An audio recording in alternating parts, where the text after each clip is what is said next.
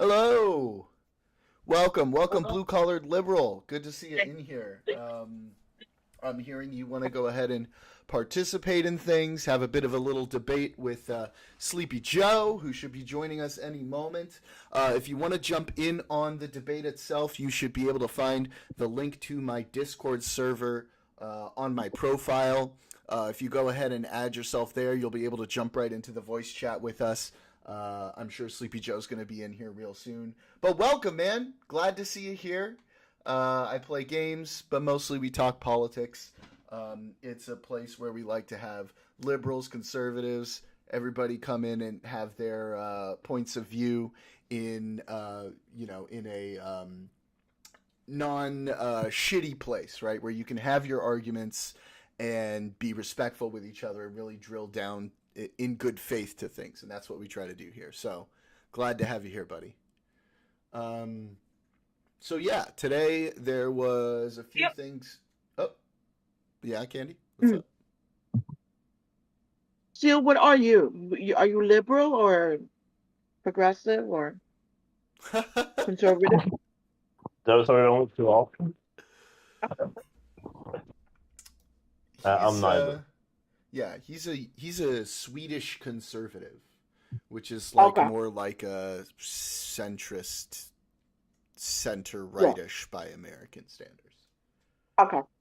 Yeah. Well, technically, if you want to be accurate, I'm a classical libertarian. Let's see. Really? Hey, Yeah. welcome. Hey, how's it going, everybody? Good, man. Glad to have you here. Right I'm on. muted. Let me mute my mic because I'm muted. Sleepy Joe is in the chat. Sleepy? Oh, he'll be on in a few minutes, so we can just shoot the shit for a little bit while we wait. Works for me. Yep. So, I guess you guys were talking in Tiny's chat, and you ended up wanting to come on and like have a debate. Like, where did that come from? What were you guys talking about? Just going back and forth about U.S. involvement in Ukraine. He seems to think it's a better idea that U.S. stays out of it. I don't understand that position at all. Okay. I think anybody with even a very basic understanding of history could look at what's happened in the past, look at U.S.'s response during World War II. Look at the Budapest memorandums. I mean, we promised these people that, hey, we're going to back you up. If anybody threatens you, if anybody tries to economically threaten you, that's another thing a lot of people forget is, like, we took away their only form of deterrence that they themselves can enact, right? So any other form of deterrence now, they're relying on the United States or other hegemonic powers to come to their aid, right? So I don't know. I struggle to see how another policy of appeasement, which is essentially what it seems like he's advocating for, I just don't see how that is a recipe for anything good.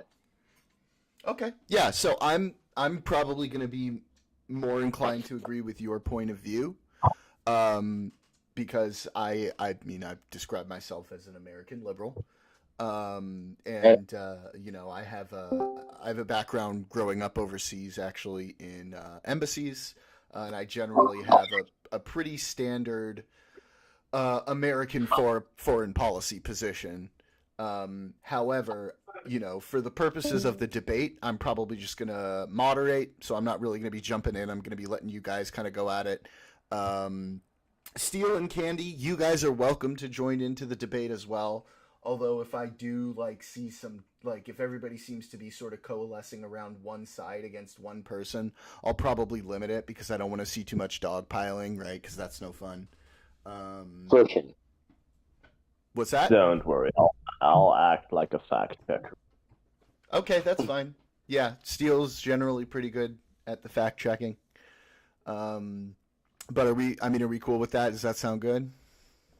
Yeah, absolutely. And then after you guys are kind of done with the topic, we can just move on to general chat because I have topics and stuff that I kind of want to go over today as well, because obviously nowadays you cannot go a single fucking day without a million things happening. So True, true. Oh, I yeah, seem like we're on a roller coaster these days. yeah. Oh my god. Hey, at least we had Technically. a good day in the stock market today. Yeah, you know what? I actually checked that out. I was nervous to open it today, but I opened it and I was pleasantly surprised. Yeah. So I'll take where we get them. yeah, well, I mean, we'll see how we go going forward. These last couple weeks, they have been pulling out rallies on Fridays before the weekend. This was the best rally so far, and we'll see if that continues. I was reading earlier about what was pushing it, and now of course, I've already forgotten. Let me double check. Uh, uh, uh, uh.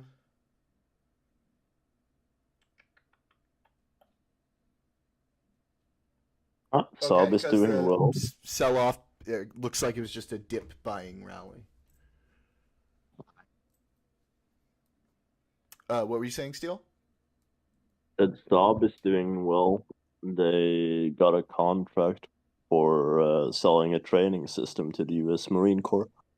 Who? It's Saab? Saab, yeah. It's Yeah. a $37.5 million contract. Good. Good for Saab. Good for Sweden. Good for Saab investors. No, but apparently the new AK-24 has a shooting ban on it. Uh, is that I what they see. were going to be training with or training on? No, that's the new standard issue weapons platform for the Swedish military. Oh, the It's one the you joint and I were, the one that you and I were talking about like a few months ago. Yeah, it's the joint tender with Finland. What does that mean Apparent, long term? apparently it has a problem with a delayed trigger response. Okay. Does that mean they're going to have to like correct the solution and then move forward, or are they going to look for a new platform? I mean, they're probably going to like if they can't fix the problem because they haven't been delivered yet in any like relative numbers. If they can't fix the problem, the manufacturers like they would probably go for a new tender. Okay. Interesting. We should talk about that tomorrow morning. Yeah, possibly. Yeah. Um. Cool. But currently, Hi, stock man. and Hi, FMV miss. are in I talks. was washing my hands and because I was eating dinner. That's lovely. Empanadas was with raisins in them. No, Ew, no. Delicious, amazing. Pork loin with scalloped potatoes and green beans. Okay. Yeah, it's not kosher, applesauce. right? Mm-hmm. Correct. It is not kosher since it's pork. Yep. Mm-hmm. Do you eat kosher? No, I'm just being a dick. Well, you know, a cheeseburger is also not kosher. Yeah, because it's red meat, right? Yeah, No, I mean, no, you can't eat it's not meat about. and cheese together. Yeah, you can't eat meat Dairy. that's been made in the milk. Yeah, it's Oh, like you're wow. not Okay. supposed to eat the flesh with the food that it gives to its children. Some weird shit like that. There was a short time after my grandparents died when I was a teenager where my mother kept kosher in the house when we were living in Argentina because, you know, the death of her parents sort of made her be just a little bit more religious for a while. And she just like, she made me keep kosher in the house. She didn't care if I was kosher out of the house, but she made me keep kosher in the house, which like Some of it was good because there were some things that were really tasty, but on the other hand, it kind of sucked, right? Because I couldn't eat cheeseburgers at home. Well, you could also not eat empanadas. That's not true because empanadas don't No. necessarily have dairy in them, and my mother would get kosher meat, and there's really large Jewish population in Buenos Aires, as well as a Chabad that was like literally up the street from us. So there were kosher places pretty near us, and our chef was able to get Wait, kosher meat the for us. dough is not made with milk? No. Interesting. Do That's you some make weird dough ass with milk? bread. Well, usually bread has milk in it, yes. Does it? I don't think Yeah. so, bro. Yes. I've never seen bread done with milk. Yeah, neither Or have on I. it here. Maybe that's a Swedish thing. Do you eat bad empanadas? Never. Oh, nice Never. guy. I will never eat a bad empanada. Okay? Never. Even No, if he just claimed. begged. Even if he Just claimed. begged. He On just his claims that. knees. He Good for does you. technically eat bad empanadas because he eats them with Yeah. raisins. Listen, That's listen. bad. You can say whatever you want about raisins That's and the empanadas. bad empanada. Call them less preferred empanadas, but don't you ever associate them with that fucking caveman ass looking retard motherfucker, okay? Who's a caveman? Bad empanada. Oh. I see. That tanky fuck. Don't you associate that shit together. He's not Argentinian, Daniel. He is not Argentinian. He lives in Argentina because he ran away from fucking Australia to Argentina. But he is in no way, shape, or form Argentinian. Does he hold an Argentinian passport? Oh, no. I don't know. Because if he does, Oh, no. he is I'm Argentinian. looking it up. No. Oh, you lost. He Didn't emigrated. Wait, does he have Yeah. citizenship?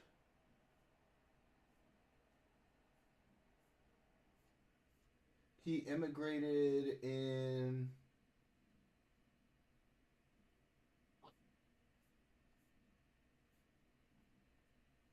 2019. Yeah, so he should be able to have citizenship by now. That's gross. I hope Millet kicks him out.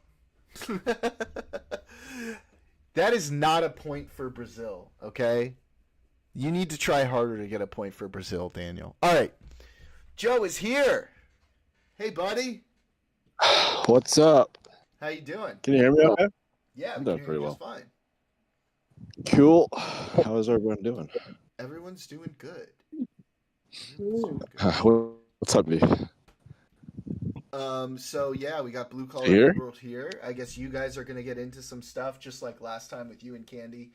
I'm gonna moderate. In the beginning, I'm gonna let all four of you guys, you, Blue Collared, Candy, and Steel, get in on it, right? Because it seems a little bit evenly balanced here. But if I start to see any dogpiling, I'm gonna pare it down to just you and Blue Collared. Okay. And I will just moderate for now. And I don't know, I might jump in from time to time if anybody asks. But yeah, I'll just let you guys go ahead. Go for it. Sweet. Right What's on. up, Blue Collar? Do you want to start or? Yeah, I mean, that's cool with me. I'm gonna totally preface this. I've never done debate before, but I'm super interested, and I think it's an interesting debate topic. So, and you seem like a super good faith person. I appreciate seeing you in chat. You know, always giving some pushback and some good conversation. So, I'm super happy to do this. That's not what you said in the chat. You said I don't argue in good faith. I don't know if that was me. I think there was somebody who did mention that you weren't doing it in good faith, but some arguments Yeah, maybe that could be questionable. I might err on that side, but I think for the most part, majority of cases, you are usually acting in pretty good faith. Okay, I might have got you mixed up. I was getting dogpiled on there. Yeah, and you know what? That's another thing I kind of respect is that you still come back even after that shit, and it's kind of expected in Tiny's community, but it's nice that you keep coming back because it's nice to have those BGG can surprise. be wild. I think it's fun. Yeah, I Fuck know. yeah. Yeah, sorry. Go ahead. What was your argument? So yeah, so I'm gonna try to keep it super concise, but I just think like when you look at history and you look at, and I know this is the super cringe argument of is World War II. That's not even what I'm trying to get at here entirely. That's not my entire argument, but I do think it's relevant that we know what a policy of appeasement leads to.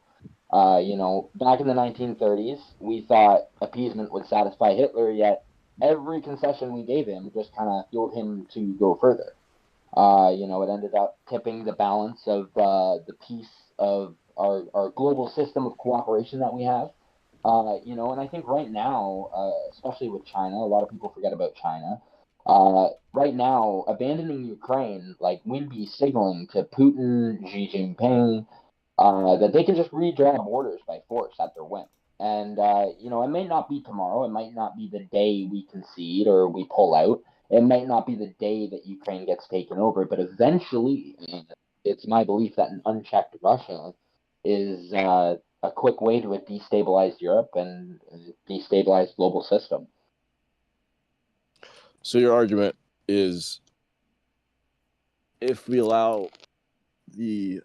stop supporting Ukraine and allow Russia to win, that allows Russia to then invade other countries. Is that your argument? So it doesn't necessarily allow them because it's not like every country has their own, they're independent, they're sovereign nations, right? But at the end of Yeah. the day, there is a global peace, there's a global understanding, there's international law. That's all of these things are what enable our global system to work. It's what allows me to place an Amazon order and a day later I have it at my door. A lot of things we take for granted. A lot of the things that Trump seems to want to bring back to the states. Like Tiny says, producing widgets and shit like that. We export that, and for good reason. We've got higher quality production that can be done here, right? But besides all that, I think that by signaling to them that hey, you can invade countries that you make up reasons for invading and do it at your whim. It doesn't matter the reason or the legitimacy of that reason. You can just do it at your whim, and we're not going to get involved because we don't want to spend the money. Because we believe that we should just focus on ourselves. When I think in the grand scheme of things, it's looking at the bigger picture that's really held together this world order and all the things that we take for granted.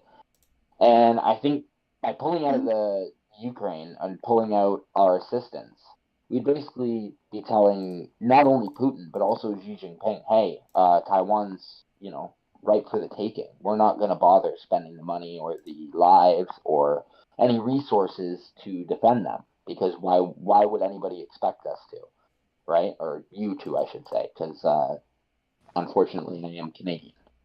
But yeah, Okay. I don't get it. You know what I mean?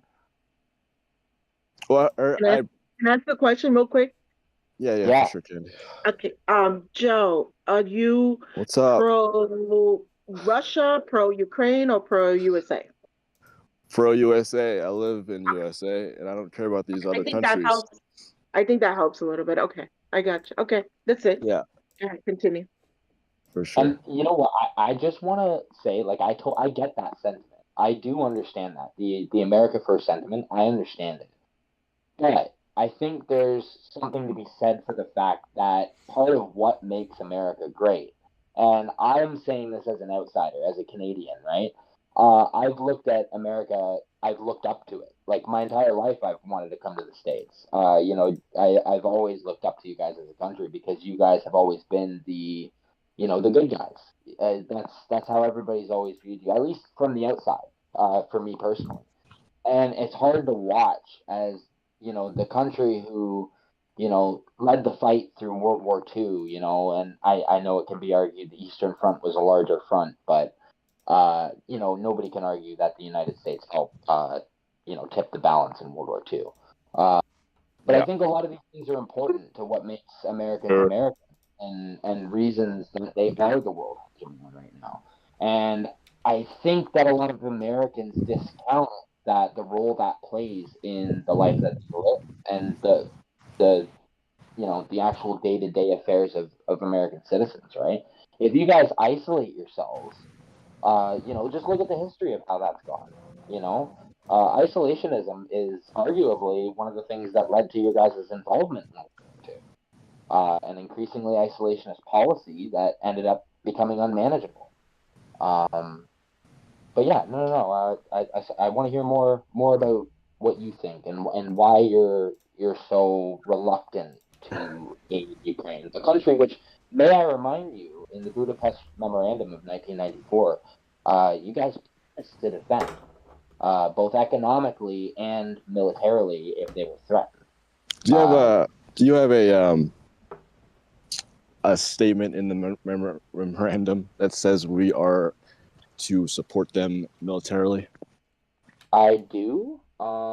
If you go to number 4 in the content of the memorandum, number 4 says, seek immediate Security Council action to provide assistance to the signatory if they, quote, should become a victim of an act of aggression or an object of a threat of aggression in which nuclear weapons are used.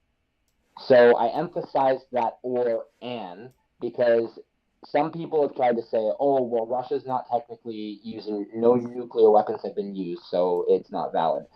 The actual statement says, should become a victim of an act of aggression or an object of a threat of aggression in which nuclear weapons are used. Can you paste that into the chat so I can read it? Yeah, absolutely. Cool. I've actually got it on screen on the stream as well. That's more military action, though. Thank you, Jordan. So, while I don't think Security Council action would qualify as military action, I wouldn't necessarily say that's actually what I'm arguing. I also want to. I think it is important to jump in and point out point 2 as well of the memorandum.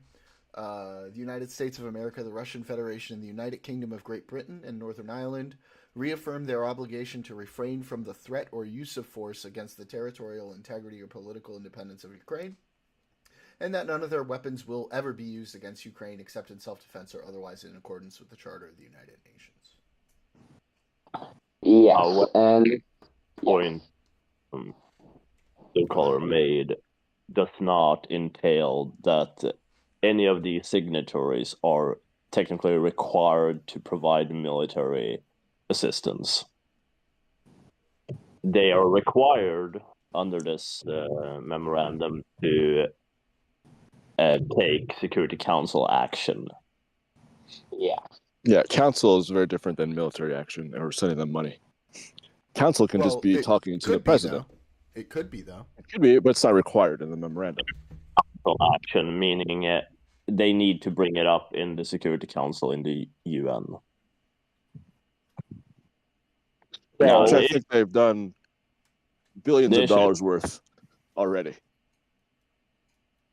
So, seeking an immediate a question real quick. Do you think we're sending them money, or do you think we're sending them? Well, I think we stopped. I'm not sure about right now exactly, but we have. So what? Let me ask you that. What percentage? We did restart aid. Yeah. Okay. Right. But what percentage do you think of the money, the 1 billion, whatever, 1 point something, is actually money? What percentage do you think that is? USAID, they sent, I think it was $64 billion. I'm not sure the exact number. I have to look it up again. I'm talking about the aid to Ukraine. How much do you think? That's what I'm talking about. I think he's right about that, Candy. And They then the closed rest. the website's down, so I have to look up a different So website. they talk about like a total of, some like 150 billion dollars. I think about like he said, like 60 something billion. I don't know the exact number, but it's around there. Somewhere from like 40 to 60 billion was in cash, and then the rest was in equipment, weaponry, things like that. Right. You said 60 billion, but they said 1.4 billion. 1.4 billion?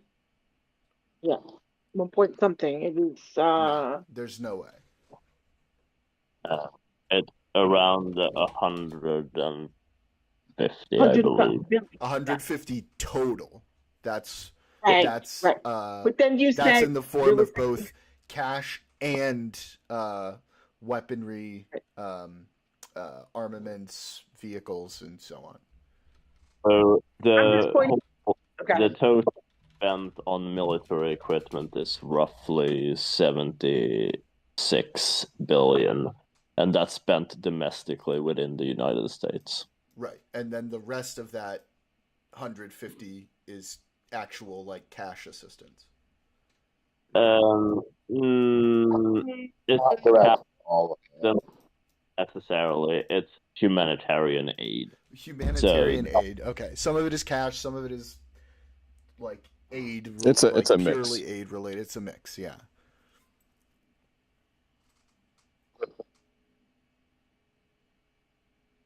Did you have a point with that, Candy? Anything else? No, I just wanted to know because I think a lot of it, people think that it's money that we're sending them when it's actual old equipment, old Oh, it's both. ammunition. Yeah, It's it's a mix. it's ammunition. It's parts to fix, like let's say they have tanks or whatever. There's parts that they might need to fix things. Um, but the majority of that is really old um weaponry that we would actually, it will cost us almost just to get rid of because we have to decommission these, and then the way it's recycled, it's because a lot of it is toxic stuff, and Toxic. yeah, like bombs and Equipment that's yeah. obsolete is the Bradleys that have been sent. Mm-hmm. Well, So regardless, right. we're sending weapons, we're sending cash, we're sending a bunch of things to them right now. No, I understand that, but I think it's right. But like, I don't know, it's to me the general consensus a lot of times is just like we're sending them all that money. Why weren't we using that money here? But we're not. We're sending them a lot of weapons, equipment, Okay. parts, and stuff. Appears to So, be about $20 billion in loans. That's actual cash. in where? From where? That's From the what I U.S.? can find as far. Yeah, like an actual cash. And then the rest is either aid, like we talked about, various forms of aid, and military equipment.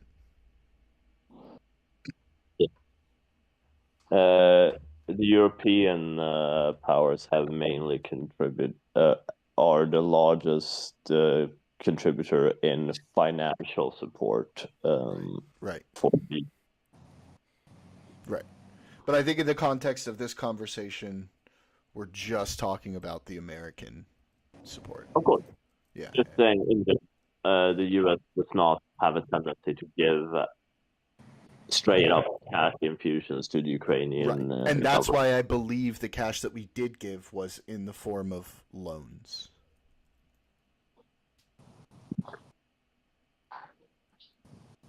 Anyway, sorry. Back to you guys. Okay.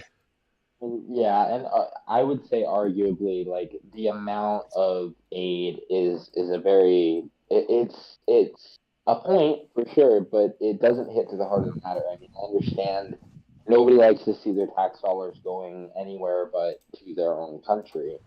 But at the end of the day, there's an argument to be made that the money spent there to preserve that global order, as I hit on earlier, is super important. And it's one of those things that people have a hard time understanding non fungible items, right? Things that can't be seen or felt in the moment, but are all around us.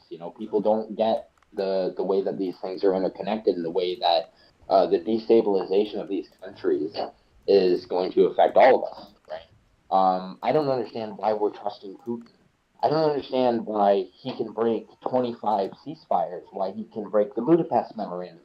Because, while yes, I agree that technically the United States is not under an obligation to provide military support directly or military action directly. They're required to seek a Security Council action, which, again, arguably is nothing, right? Which was just words on paper, because we all know with Russia part of the UN, they have a veto decision or a veto vote. Any kind of action that they want to take, they can strike down. So that was kind of dead on arrival. But I would still argue that their breaking of that memorandum, the breaking of all these ceasefires, the annexation of Crimea in 2014, the denial of even an invasion mere days before they actually did invade, I think all of these things speak for themselves. And I wouldn't trust somebody, let alone somebody who's got a nuclear arsenal and a military that, while a lot of people may discount, and while they may not have been as effective as maybe we all thought they would be, is still something to be feared. They still have a real military, and I think it is incorrect to discount Russia's capability or their strength. This very well could be a part of a grander strategy. A lot of people also discount the documented strategic goals of the Russian Federation.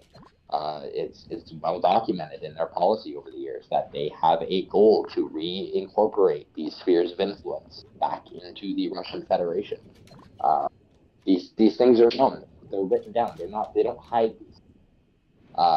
But yet, I see so many people coming up with all these different excuses for Russia, and I just want one to help me see, because I really cannot understand. Well, I don't think. Well, at least I am not pro-Russia. I don't care about Russia, and I personally I don't really care about Ukraine either. The citizens obviously don't deserve to be in a war zone and being potentially killed. That's not my argument. I just don't think that this isn't a Tom Cruise movie. We're trying to predict the future and basing our actions based on things that potentially would happen. This isn't Minority Report. We're spending billions of dollars on a war that we're not allied with Ukraine. They're not in NATO. So the argument that I don't want to jump too far ahead, actually. Technically, Ukraine when you were attacked 9/11, so you are allied with Ukraine, and they're not in NATO. That's not. I understand that. They're in. We don't have a legal obligation like we do with Poland. If Russia attacks Poland, we have a legal obligation because we're in NATO with them to fight Russia. We don't have that obligation with Ukraine. Do you agree or disagree with that? I disagree, right? Because I'm gonna tell you why. Because it's like me telling you, listen, give me all your guns. You got guns, right? Give me all your guns. I'm gonna hold them here. Because I don't want, but yes, I'm gonna tell you what. If you get attacked by your neighbor, I'm gonna come defend you. But then when your neighbor comes to attack you, I just talked you out of taking your guns. Now So I'm not. I don't want to get Candy, involved. I want to jump in really quick and just point out that while I agree, I am on the side of yes, I believe we should be funding and defending Ukraine. Sleepy Joe is technically correct that we do not have a strict legal obligation to defend Ukraine. Right, legally, no, but again, right.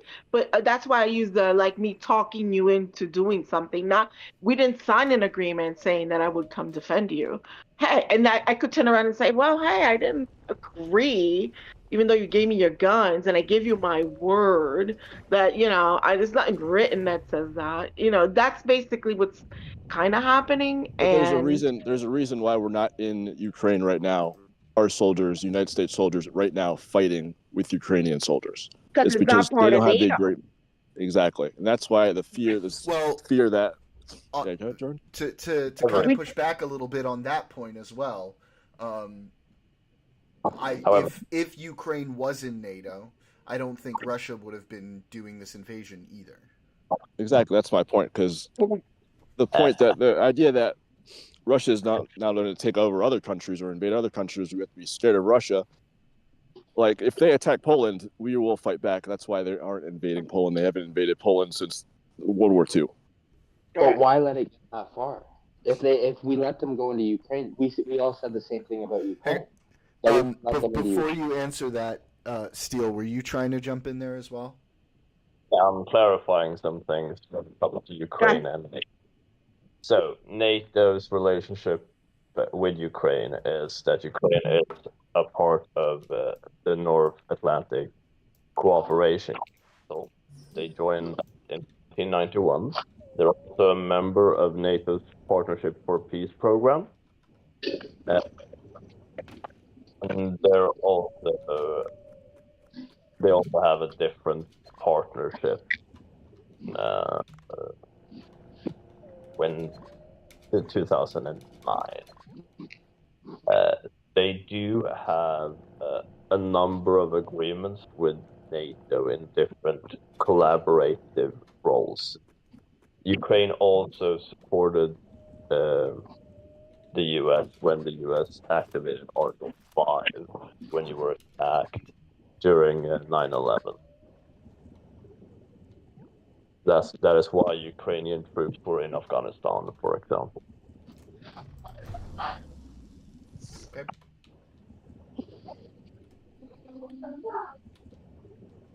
Thank you for the clarifications. Oh. Blue collared. What was it that you were saying before I cut you off there? I don't know. Basically, like to hit back on what Sleepy Joe was saying about, we can't predict the future in the Tom Cruise movie. I mean, that sounds good, but why does the military train? I mean, they don't know they're going to have to be used, right? I mean, we Wait, can't. can you say that part again? You cut out a little bit. Sorry Just the about last part. You're totally fine. I mean, the United States military doesn't know it's going to be in any kind of military intervention or going to have to be used. So what's the point in spending the money on training it? What's the point on, doing these defense exercises with other countries and allies? We can't predict the future, right? It's not a Tom Cruise movie. So what's the point of that? Well, I think having a military in preparation of a war is very different than actively engaging in a war. Do you agree or disagree with that? I fully agree with that, but I don't think that's the argument. I think the argument is preparation the same? Preparation for a possible threat. I don't think you would disagree in saying that Russia has been a threat to the United States for How have they been a threat, and how what's the threat exactly? Probably a larger nuclear arsenal. You think Russia is going to send nukes to the United States? You don't think that's a possibility? I think anything is a possibility. I think it's a very small possibility. That's probably less than 1% chance. But what do you base that percentage? Because if they send nukes to us, we send nukes to them. That's why the Cold War happened. Yeah, I'm actually inclined to agree with Sleepy Joe on that point. Yeah, for sure. And you know what? I'd probably be inclined to agree that it's a small chance as well. My opinion is, honestly, if it were to end up being some kind of escalation, we'd likely see something more akin to what we're seeing in Ukraine before we saw the use of full-blown nuclear weapons towards countries. We'd probably see the use of tactical nuclear weapons.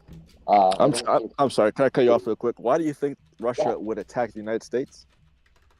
I never said that they would.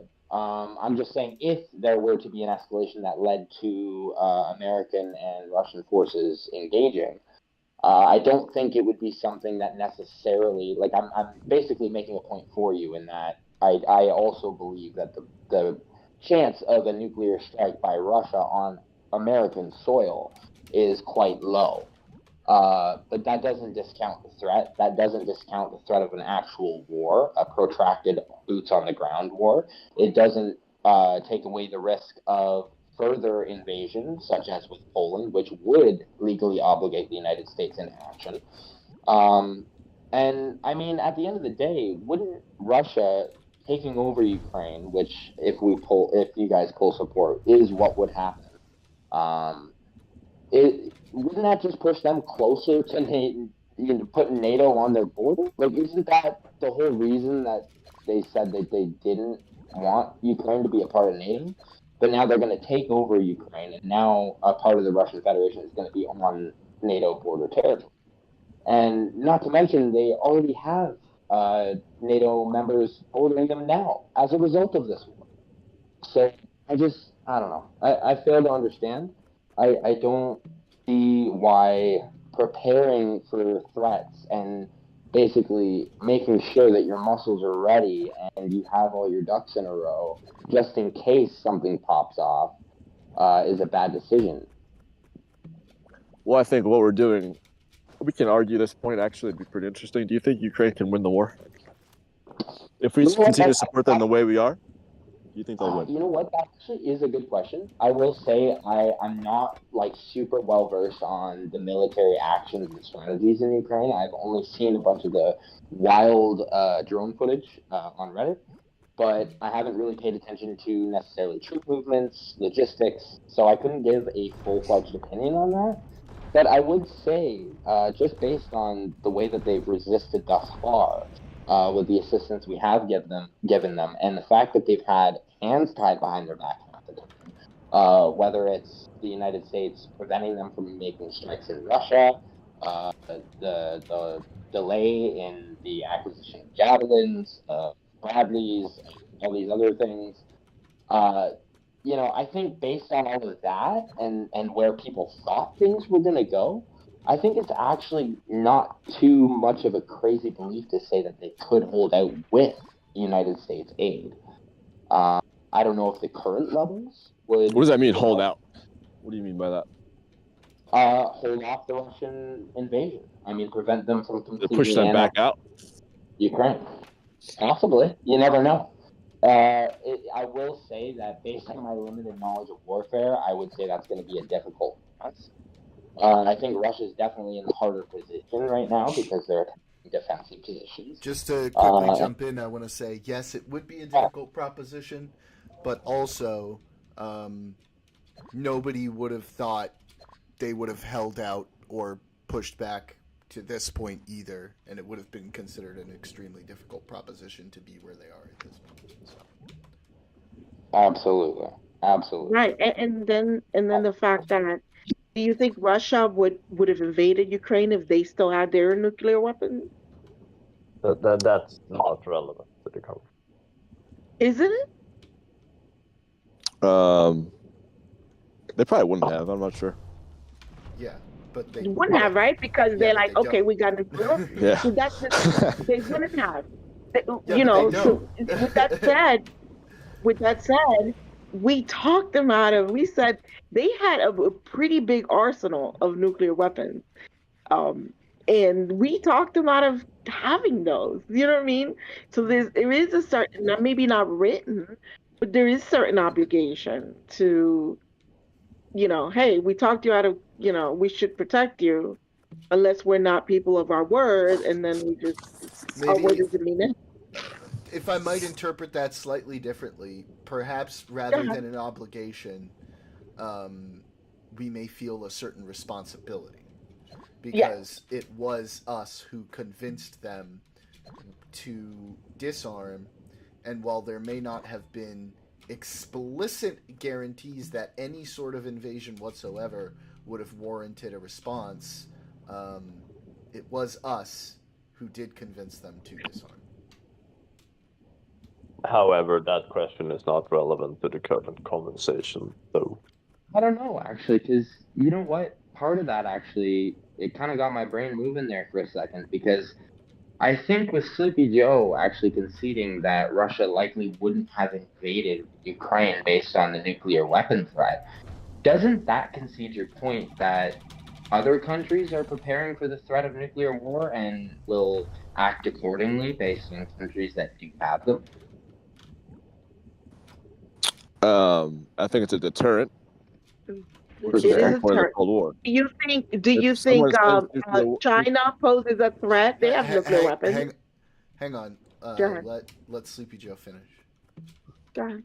yeah, if one country has nukes and another country doesn't have nukes, it's less likely that that country without nukes is going to attack the country with nukes. If both countries have nukes, it's less likely that either country is going to attack each other because if one country says nukes, the other country says nukes, and they're just killing each other. It doesn't make sense. Right. So what does it say about the United States, though, that they're the ones who started and were the leaders on this Budapest memorandum to take away the nukes, and may not have explicitly legally bound themselves to the defense of Ukraine, but are now turning their backs on it. And I mean, I know aid has resumed thus far, but everything that's been going on with Zelensky and the pausing of aid. We can go into the whether this is a negotiation tactic or not, but I just, yeah, I don't understand. I don't understand. Can I ask a question? Yeah. Do you see China as a threat or North Korea as a threat to the US? Who are you asking? Uh um Joe. So I see China as a threat. Sorry, Uh-huh. repeat the question again. As a Do threat you think in what way? China is, because you said Russia, you don't see Russia as being a threat to the US. So Not I'm asking, currently. do you see China, uh North Korea? Economically, I don't see any country as a actual direct threat physically. I think certain countries like China are implementing certain strategies to weaken us economically. And North Korea, that's always like brandishing their nuclear weapons, that you don't think they could Um, decide, no, North I might be no? missing something, but I don't think North Korea is a threat to the United States. No. Okay. North Korea is not a threat to anyone. And do you think we should prepare just in case they might be, because We're the biggest they are superpower in the world. We're superpower? already prepared. We're prepared for a lot of threats from most every country. Yeah, but again, a lot of our preparedness also relies on allies. When we were hit with 9/11, the Canadians came to help us. You know what I mean? Like we had support of our allies. If we alienate ourselves from Ukraine, we're also alienating ourselves from the rest of the world. And Wait, we real got to quick, get support how from did our Canada allies. help us? How did Canada help us after 9/11? Let me look it up. I have a 'Cause friend I can't, who their dad actually just passed away from lung cancer that they believe he got from his involvement on 9/11. He was the chief of a fire station down here where I'm living, and we're a border city with the States. And he recently passed away because he was involved in 9/11. Now they can't prove that that's what it was, but it's very likely it was. And not just in that response, but we also did military help. We did send a peacekeeping force and a military force over to help you guys when you guys decided to invade Afghanistan and Iraq. Um, Oh, so I understand. Hey, like that was our country, that was our decision, right? We weren't legally bound, although you guys did invoke Article 5. So technically, that did legally bound us in our obligations to NATO. Uh, so but there were we NATO weren't. operations enacted under the U.S. Declaration of Article 5 post 9/11. Operation Enduring Eagle, which was under surveillance operation It's to such protect. an American name. Basically. Really yeah, quick, part of our strength is the guys. 9/11. Daniel in chat says another point for consideration: the Mujahideen, predecessors of the Taliban, who were a bunch of mostly ragtag guerrilla militias with light arms, AK-47s, and RPGs in Afghanistan, forced the USSR to leave after 9 years and 13K dead Soviet soldiers. It is possible to inflict so much pain to force an attacker to leave. Russia doesn't have half the resources of the USSR, and in 3 years, they've lost several 100,000 soldiers and billions in equipment. Italy has a larger GDP than Russia. Yeah. Fair point. The idea that Russia is barely winning against Ukraine, but they're going to somehow take over other countries as well is kind of insane. But also, if But they're I would barely argue, winning against Ukraine, why not stick it out? Russia's Can I answer? No, I wanted to answer the 9/11 thing. The 9/11, when 9/11 happened, the U.S. basically closed down the airspace because they didn't want any more airplanes Yeah. crashing into anything. So Canada responded by diverting all US bound airplanes to their territory, to their airports, not here, so that they could protect the people here in case there was another plane out there that might crash. And then also they helped us with humanitarian aid and then came over to help us with digging out people and the rescue mission. Yeah, that's fine. Hmm. Just wanted to answer your question. Yeah, I'm not opposed to countries helping other countries if something happens immediately that can actually be helped. With the war that's happening right now with Russia and Ukraine, just people are dying and nothing's happening. It's just a prolonged war that's been going on for years now, and you could argue, I mean, depending on which news media you read, Ukraine's winning, or another news site will say Russia's winning. It seems like it's a stalemate. Russia is probably slightly winning. They just took back how do you pronounce this country or this region? The Kursk region Yeah, that Kursk. Ukraine took. Kursk. That Ukraine took. Russia took back, I think, like 70% back just recently. So I'm not sure what we're doing. We're funding a war where people are just dying and nothing else is happening. That's my actual issue. Is if there's a way to just end the war, then let's just do that. I'll be honest, I Yeah, would but say the best option for that even is there is a way to end the war. Russia can just leave. They're invading Well, they're not going sovereign to leave. territory. Yeah, but they're not going You to know do what I that. mean? But that's what I'm saying. But again, that's the way, because again, they're the ones that invaded a sovereign country. So that's the way you can end the war because again, I don't know how else to say it. It's like, again, like you're in your house and I take your guns and people are coming in and they're like, well, we're going to take a quarter of your yard. Now that we invaded a quarter of your yard, would you want to give it up? No, you want your property, right? And that's basically where they're at. I What's that know have it to do with the doesn't. United States? Just kind of okay. like example, kind of, it has nothing.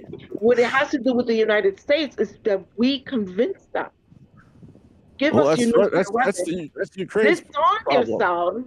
Why do they do that? That's the They didn't have problem. to do that. They agreed to it. That's their issue now. They just, that's kind of fucked up to say, okay, well, hey, we wasn't, you agreed to it, so, but we didn't give you no guarantee. So, oh well. Kenny, do you realize there's wars going on outside of Ukraine and Russia right now? Yeah, absolutely. Do you think the United States should be supporting those or not? Like Myanmar, for example.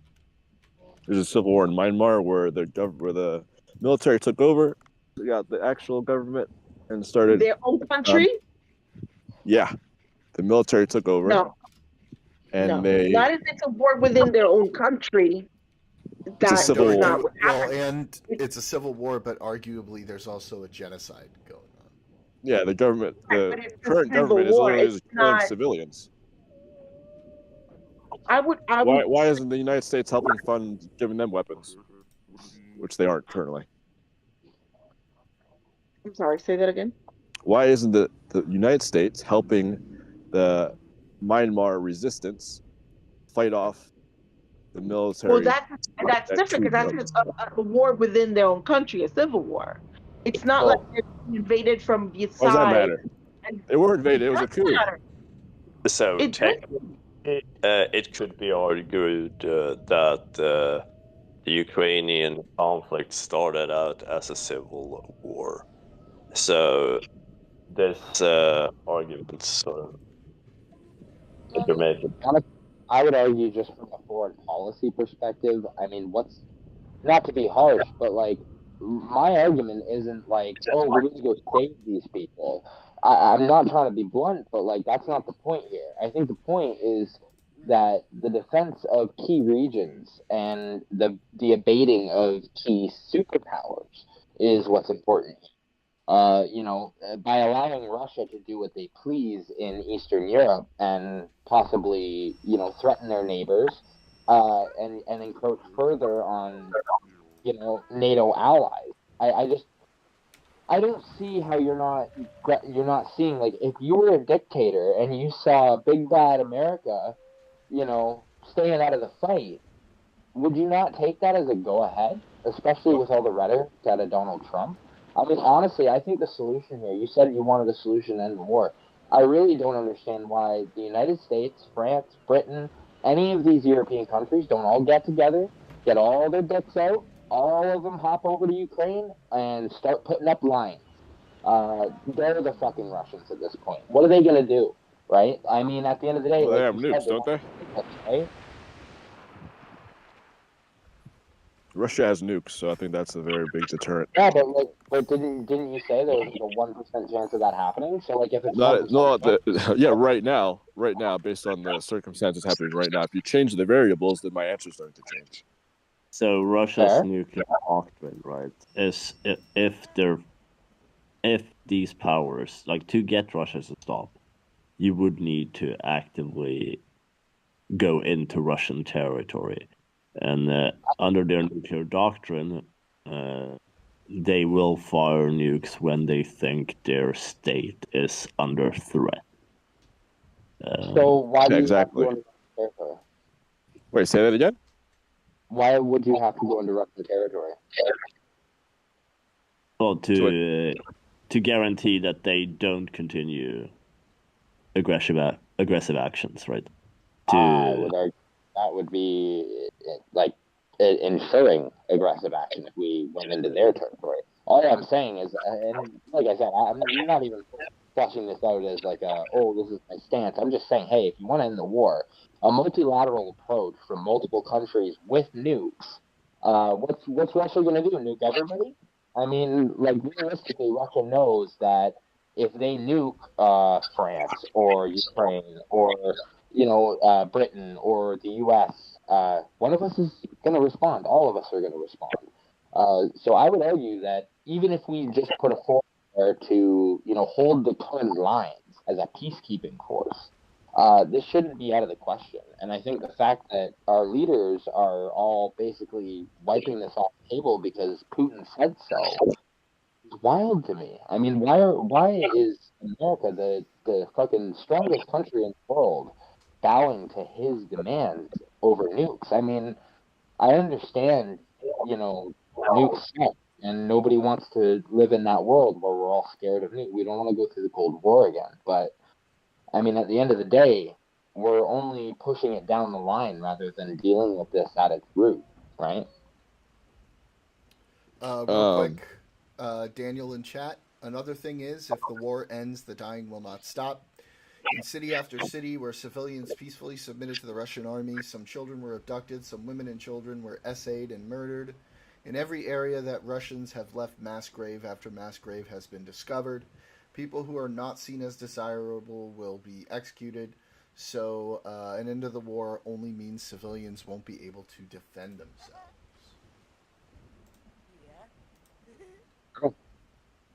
Joe, do you want to respond to that one? To which part? To what Daniel said? Yeah. Or let me actually reread it. Sorry. Yeah, go. Please shut up.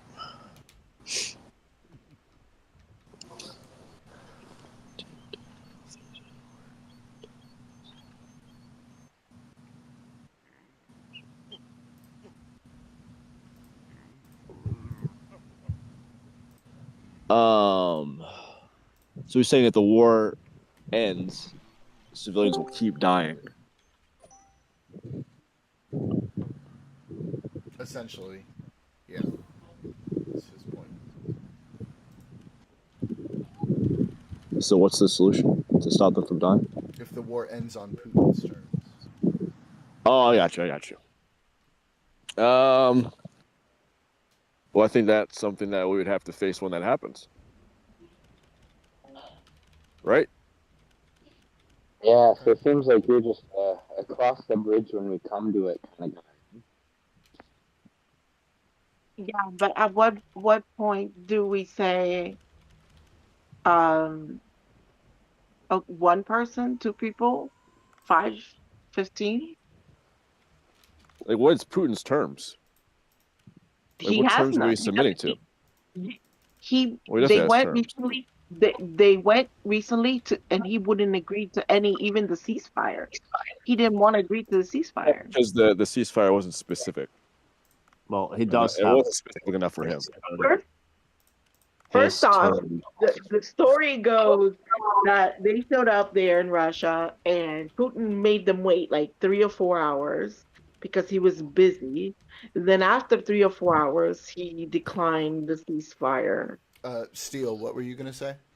And He does have terms. Like, his terms is a fully demilitarized Ukraine, a non-aligned Ukraine, and them the rest of the world recognizing the annexed territories as Russian. Those are his terms. Yeah. Yes, he has specific terms. We can argue about his terms, but those are his terms. And I read this earlier. One of the reasons why he didn't, there's probably other reasons as well, but when they were taking back Kursk, is that how you pronounce it again? Kursk, yeah, that's correct. Yeah, when he was taking that back, he was arguing that there's no specific understanding of if there's a ceasefire, what happens with the Ukrainian soldiers that are there? Do they just surrender? Like, do they walk away? Do they just stand there? Like, what happens? It's not that wasn't specifically outlined. That was just one example. I'd say that's a fair point, but I mean, at the same time, a ceasefire is a ceasefire, right? So that would mean a halting of military aggression. So for the moment, the bullets stop. Everybody just stops where they are, right? I would argue that the Ukrainians ought to stay where they are, and the Russians ought to stay where they are. Yeah, I mean, with a 30-day ceasefire, you're not going to really see troops moving away from those areas. If anything, you're going to see more troops going into those areas and preparing for a potential, resumption of hostilities. Yeah.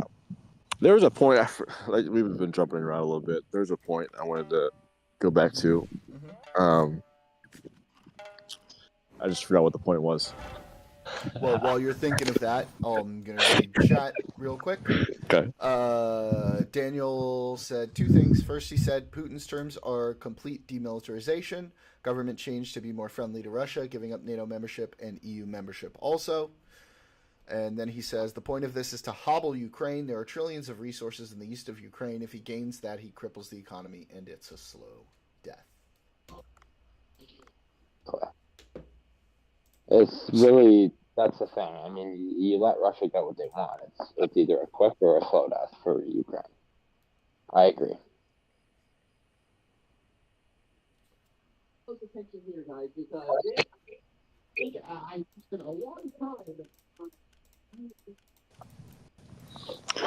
Yeah, I think that this is a conflict that really has nothing to do with the United States outside of this memorandum where we're simply supposed to consult them, which we've already done. I don't understand the point of continually allowing this war to happen, which is just resulting in people dying.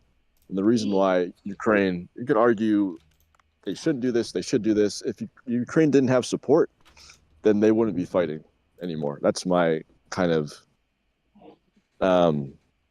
reasoning. Like, if you don't have support and you're barely winning to begin with, you lose the support, then you're not going to fight anymore. And the war ends then. Now you can argue that Russia shouldn't take Ukraine, but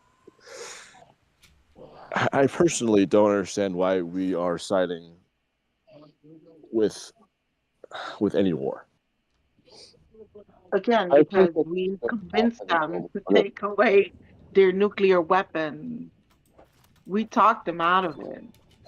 And then, yeah, this, you know, But so what? that. That What do you happened. mean, So what? so what? You have this nonchalant idea of, well, if we wasn't there, fuck them, they get fucked. And so what? No, the war would probably end, and there wouldn't be more people dying right They now. will get, The do war you wouldn't have think there lasted would, for years. these people Ukraine would would have surrendered. survive? Do you think these people would survive? Putin kills people for less. Was Do you this think these before the people war? would survive? Yes. Yeah. So what do we do about that then? Help them. What do you mean help them? If you're Help saying them Russia, try to Putin has fight killed people to before maintain the war. this sovereignty. Kenny, I'm talking about before the war. You said Putin's killing people. I asked you, did this happen before the war? You said yes. What do we do about those people Yes. dying before that? Putin's known for killing his rivals. Yeah, When was so the last what did time the he held United an States do election about that, where Candy? the person that's going against him either fell off a window or got poisoned mysteriously? Candy, what did we do about it? But that's within Russia. So? Russia didn't invade another country. So? A We country still that kill we people told, if you're against. listen, What do give we us do about it, Candy? People die all across the world. Is the United States supposed to police everything? Why aren't we helping Myanmar right now? No. See, that's not what I'm saying. Because we told them, give us your give us your nuclear weapons, and we will help you. We'll assist you. I understand that, and we're consulting them, which is part of the memorandum. We're doing what we were agreed to do. We don't have to give them weapons. We don't have to support the war in anything other than consultations. What? So what it seems like It's mind-boggling to me that you don't see the difference between a civil war between a country and a I country understand the invading difference. another and trying to take a territory that doesn't belong to them. I don't understand how you don't understand that a military coup happened in Myanmar. It happened at almost the same time as the Ukrainian war. It's still going on, just like Ukraine. The military took over and is committing acts of they're literally raping civilians, bombing villages. They're not getting any aid militarily from the United States. People who are displaced, there's about 3 million people being displaced right now. They have no place to go. They're hiding in the jungle. Why aren't we helping them? Are those lives not important? Like, what are we talking about right now? it's important, but that's not the argument. See, I think Candy's coming from a moralist argument, which I can agree with. I personally, I agree. I think we should. But again, how are you going to help the people in Myanmar when it's a civil war? It's one country. It's a civil war, and they violated literally, like, we have sanctions against the military. Are you going to go in and It's a civil war. Why are there sanctions right now? Why are we getting involved with sanctions? Yeah. Probably because their government or whoever. I honestly am not even well versed in what's going on. I know, but it's not part of the news media narrative because the United States says. I have heard a little bit. To add a little bit of context to what's going on in Myanmar, I do, from the amount that I do understand, is that part of the reason we are being very cautious about doing anything over there is that China is sort of seeing this as their purview. They've had their own interference with that conflict, and it's just very delicate from that perspective.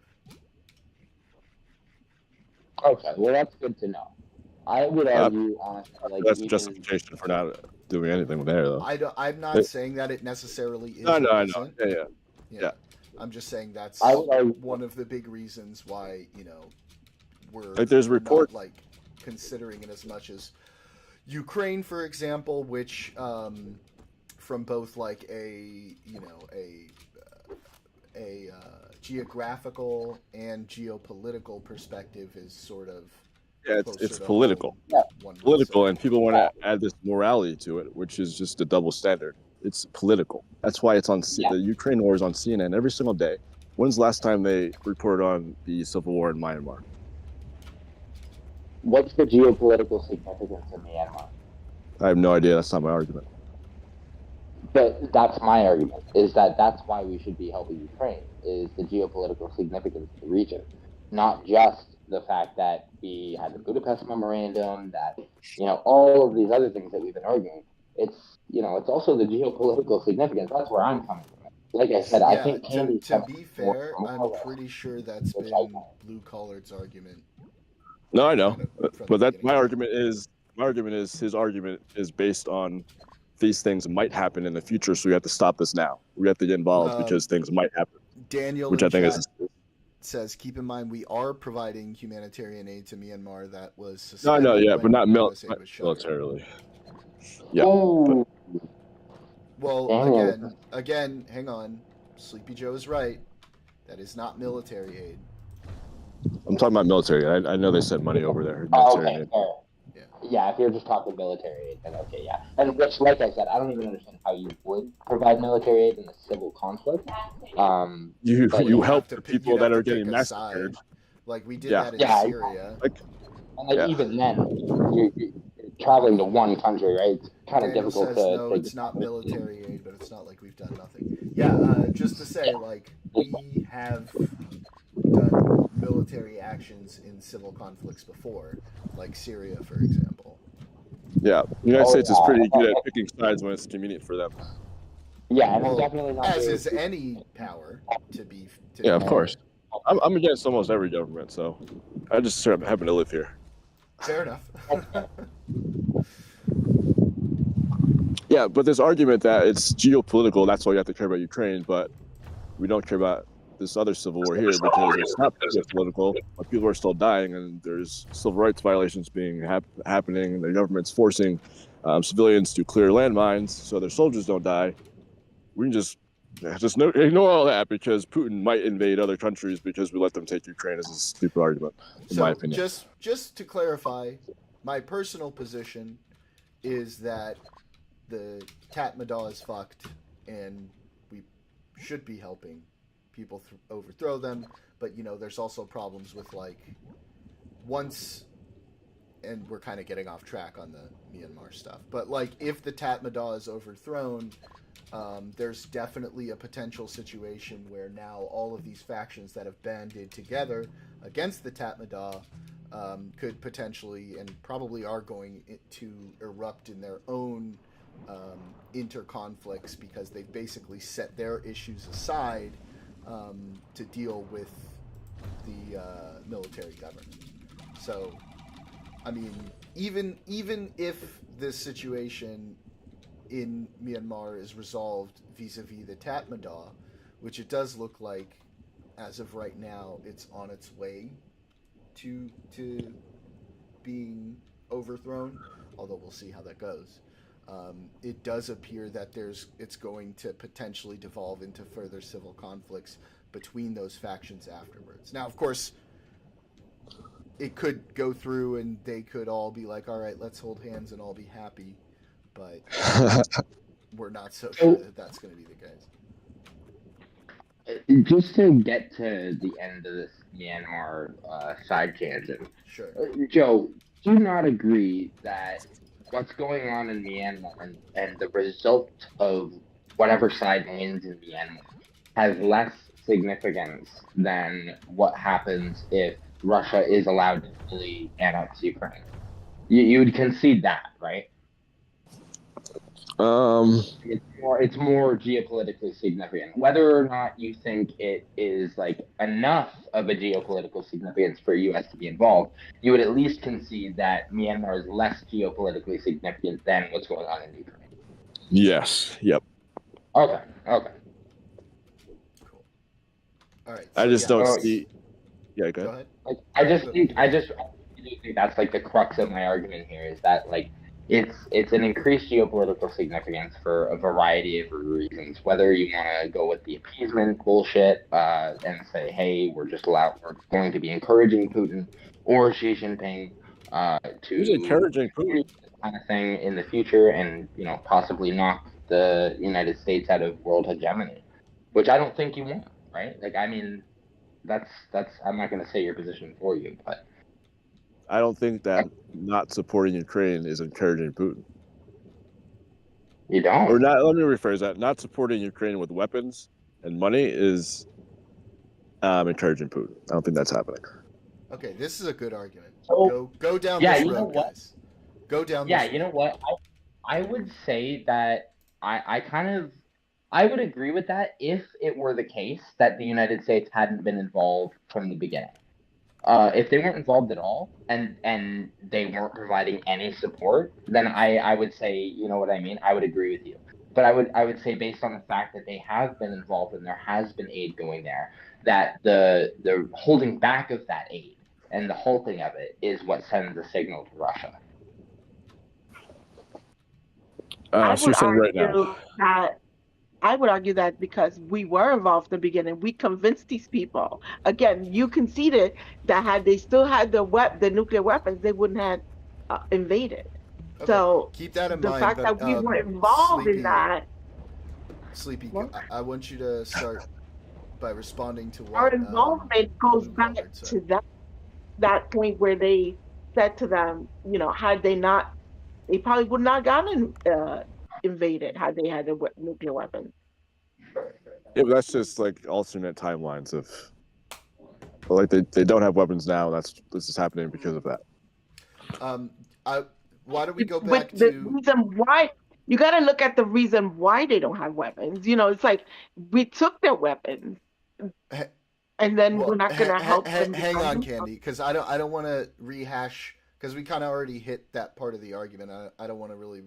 I don't think we should rehash that part. I think we're going into an interesting place with the okay. We already sent them weapons. At this point, we're in for a penny, in for a pound argument that Blue Collared brought up. I kind of want to see Sleepy and Blue Collared go down that road if that's all right with you. Yeah. Hey, Blue Collar, can you repeat your last point again? Yeah, I was just saying how I would agree with you that, we wouldn't really be sending any kind of message had there not been any aid from the first place, if we hadn't been involved from the get-go. But I would say that with the United States being involved and being where we are now, we've been involved for a long time in Ukraine.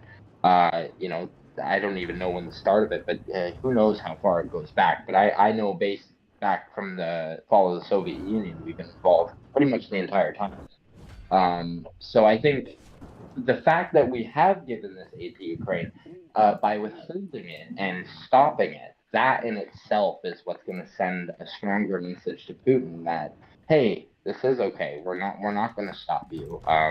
We'll just withhold aid and allow you to run rampant. Well, I think having a new president, that was Biden, who started the aid, and Trump's in office now, and Biden refused to negotiate with Putin. That was one of his main stances. And now that we have Trump, he's actually negotiating. He's kind of in the middle, negotiating between Ukraine and Russia. I think that sends a different message. So he's not just appeasing to Putin, he's trying to end the war. And by continuing to send weapons and money to help Ukraine fight Russia, that doesn't help create a ceasefire. It does the opposite. What exactly has Trump said to, concede anything from Russia? Like, He has Russia tried to get a peace talk, like today, yesterday. And what did Putin say, man? Well, he wanted more specific details about the ceasefire. Yeah, he wanted his list. So again, we're, What do you mean he wanted his list? What does that mean? What do you mean? Sorry, repeat that. You said he wanted a list? Yeah, his list of points that he wants fulfilled in order to enact the ceasefire or end the war. Let me go back. I think Daniel's actually the one who brought him up in the chat. I'm talking about the ceasefire, not ending the war specifically. Okay, fair enough. So yeah, even for that, he still wants his list, which again, for a ceasefire, this isn't meant to be a ceasefire retreat, which seems like, if I'm not mistaken, was one of Putin's points for the ceasefire, was for the Ukrainian troops to have a specific either place to leave, whatever it is. I'm not sure exactly what his stipulations were regarding the troops that are currently located in Kursk.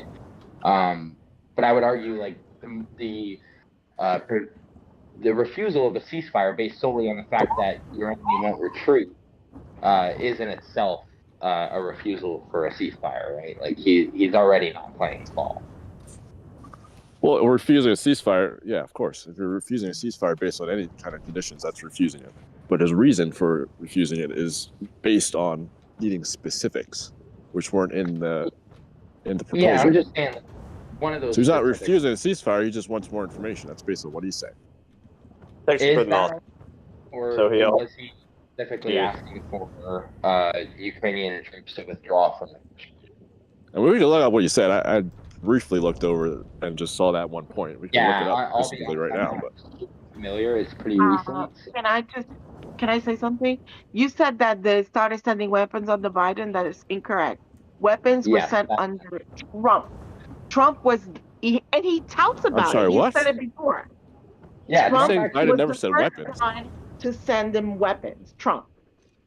Yeah, because Biden even absolutely. Trump himself said Biden only sent them blankets. I was the one who sent them javelin. You're saying Biden didn't send weapons. Is that your argument, Candy? I'm saying you said that it was under Biden that they sent weapons. Yeah, are you saying that's not true?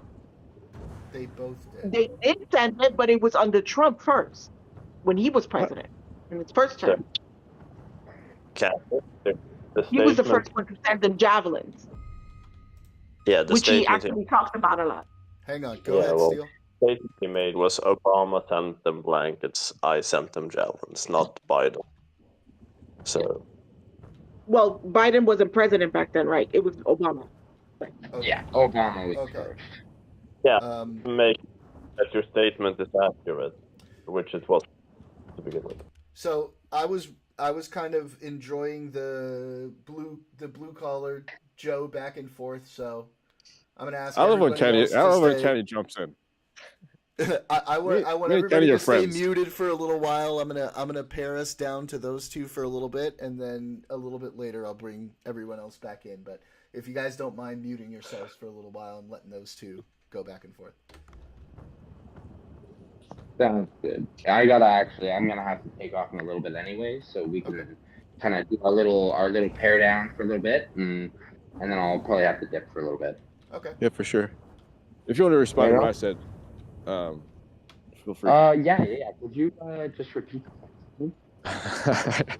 I don't even remember exactly. I hate that. I was saying that Trump is communicating and negotiating between Russia and Ukraine, trying to actually implement a ceasefire. And Biden had a policy where he said, "I'm not going to talk to Putin." So you're and you know what? I'd be able to defend that because I would agree that negotiations need to be held. There needs to be diplomacy. I would even point to that interview Piers released, and while it was quite a while ago and the situation with Russia was a lot different, I would still say it's relevant, and I do agree that I think Biden definitely shouldn't have had a policy of no negotiations with Putin. I think that's absolutely a stupid idea. Yeah, so the idea that we're appeasing Putin by not supporting your statement that by not continuing to support Ukraine the way we were, the situation's changed based on having a completely new president. The president currently is trying to stop the war. So I don't think I would argue that he's not trying to stop it. I don't know if I'd argue that he's going about it the best way, or in a way that's favorable for U.S. foreign policy or even U.S. domestic policy in relation to Ukraine. Because as I said, all these things matter. Ukraine is the world's breadbasket. A lot of people forget this, but once Russia takes over Ukraine, there goes the world's breadbasket. That's another ball in Russia's court that they can do. And I don't talking about their wheat supply? What's that? Are you talking about their wheat supply? Yeah. Okay. I was just saying, it's probably something to consider with regards to, global trade, global economics, right? That's kind of the angle I'm trying to come at this from. I'm not a big fan of the moralist arguments. I get them. I definitely don't want people dying in Ukraine.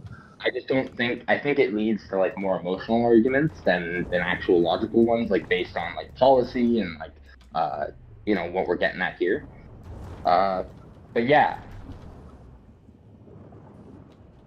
Um, I mean, the idea that we should continue to support the war just because Ukraine has wheat. I don't. I'm not saying that's I what don't. you're saying. I think you're saying there's multiple things happening at the same time, but I don't even think Ukraine Yeah, having for wheat is sure. any reason to. I think that's something to consider for sure. Definitely is important, right? I don't think anybody wants to have to start going to other nations and start negotiating trade deals with other nations. And when we have a secure supply of bread and wheat, and again, I don't know necessarily the impact all of this would have. I'm not an economic professional. Um, but I would still argue that it's significant. I mean, we don't call it the world's breadbasket for nothing, right? And I would argue that putting more chips in Putin's, in his deck, I don't think that's a good move for the world in general. I mean, look at the way that we've already seen energy price issues in Europe based on the withholding of Russian energy and all of that, right? So I don't think giving them more chips is probably the move here. Well, I don't think the U.S. pulling support and allowing Ukraine to figure out the situation with the rest of Europe is doing that. Europe is sending more money than we are, and they can, if they want to I do support agree the with war, that. they can continue to do that. I don't know why this has to do with us. You know what?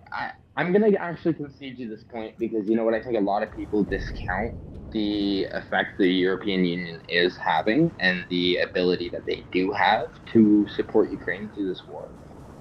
It is arguable that with strictly European support, they could manage to hold out or possibly, reach a ceasefire agreement with Russia on their own. But I would argue that the United States still has a vested interest in stopping this war. Not only based on economic reasons, global hegemonic reasons.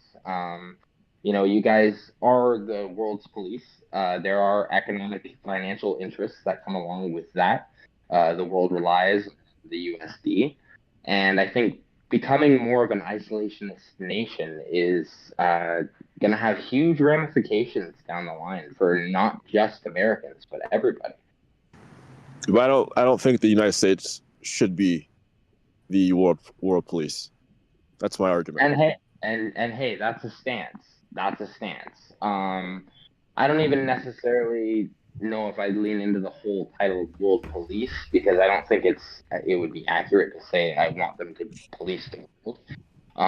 But I do think them as the hegemonic power has led to the longest stable peace that we've seen, and who knows how long. And I think that counts for something. I think that economically and globally, these things are important. And a lot of people, while they can't fungibly see them, they affect them daily, right? Like even right now, we were talking about the markets earlier. Uh, Trump's decisions day to day have swung people's portfolios up and down, and these things all affect us, whether we want them to or not. And I think based on where the U.S. is right now on the world stage, I think they kind of have a duty to, uphold their obligations as the hegemonic power of the world, right? To help uphold this peace. And that in itself is more of a moral argument. But there are definitely geopolitical elements there as well. It's not like you guys doing this is just something you pay for. You're getting a lot of benefits out of this too, right? America is the most revered country in the world. Hopefully that stays the case, right? I would assume that's something you guys want. Wait, can you hear me? Yeah. Mm-hmm. Okay, cool. I thought I unplugged something. Yeah, I personally don't care if the United States is ahead. I mean, I have to think about that a little bit. But Well, every single war we've been in for the past few decades has been based on lies. Like going into Iraq, that was based on lies. Our invasion of Afghanistan, that did absolutely nothing. We wasted a bunch of money. People died for no reason. And what did it achieve? You go back to Vietnam, that was based on lies. Like, what are we doing? I mean, Every Osama single bin war. Laden instead. Yeah, but he wasn't part. Like, we invaded Afghanistan, we killed him, and we were still in Afghanistan for like 10 Well, more years. technically, we killed him in Pakistan, but Yeah. we probably got the intelligence in Afghanistan. Yeah, and I would argue, like, I'm not super well versed on the arguments for pro-Afghanistan or pro-Iraq or any of that. So I'm inclined to agree with you just based on my ignorance on the topic. Because based on all the media I've consumed, the things that I've read, what I've seen, and the results that I've seen, the pullout kind of looked pretty rough. It looked like as soon as you guys pulled out, everything went right back to the way things were. They just had an abundance of American military equipment. So I'm inclined to agree with you that a majority of the interventions that the United States has participated in have been to the detriment of the United States in the long run. But I would So why argue should that we this support this one? Why is this one any different? because I would argue that this conflict is different. I would argue that the situations are vastly different. I mean, it's kind of hard to compare a place like Ukraine to a place like Afghanistan in the Middle East in general, right? These are completely different regional issues, right? Different cultures, different values, different religions, right? I'm not saying there's no Muslims in Ukraine, of course there are, but obviously Muslims dominant religion over there. These things all play factors into this situation, each situation individually, right? So Afghanistan is going to be different than Iraq, which is going to be different than Ukraine. But I would argue that Ukraine and Iraq are going to be a lot more similar than what's going on over in Ukraine, right? It's not a small terrorist band or a terroristic government that we're dealing with here. We're not even dealing with we're not dealing with guerrilla bands of Al Qaeda or sleeper cells, whatever you want to call them. We're dealing with another superpower on the world stage, threatening the sovereignty of another nation, a nation that we promised to protect. Whether that's legal or not, I do still think. Well, we are protecting them. We are consulting them under the agreement. We can pull out our support and still do that. Our For sure, monetary but support. So think about it from the perspective of another country, right? So you're dealing with the United States. You look up to the United States. You expect the United States to come to your aid if you should invoke Article 5, just as the United States has done in the past, and their allies have come to their aid.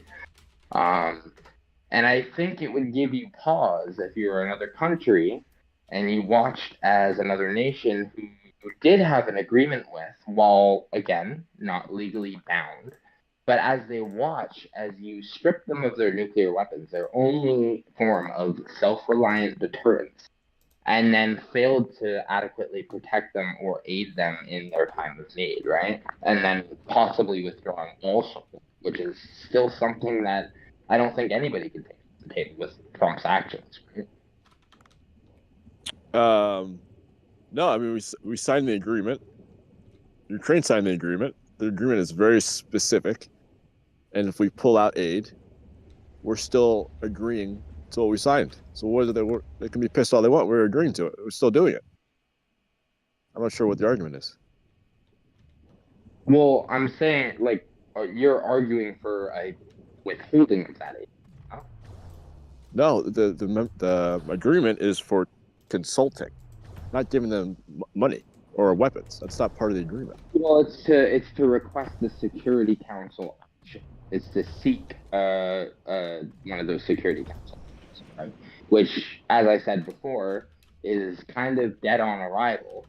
Which, again, if you were another country and you watch the United States basically pull a bait and switch on another nation in order to swipe their nuclear weapons and then not defend them when they are military. But we have defended them. Let's just go to what's actually happening. We have defended them. We defended them since the war started. Now we have a new president who wants to end the war. That's what he's trying to do. Exactly. So, and what I'm saying is that kind of flip-flop nature in foreign policy, would that It's not a not, like, as flip-flop. another country? Okay, so Trump approving the aid, all of that, and then for like 3 days there, pausing aid, all intelligence, booting Zelensky out of the White House, and then all of a sudden, like, resuming that. That's not flip-flop.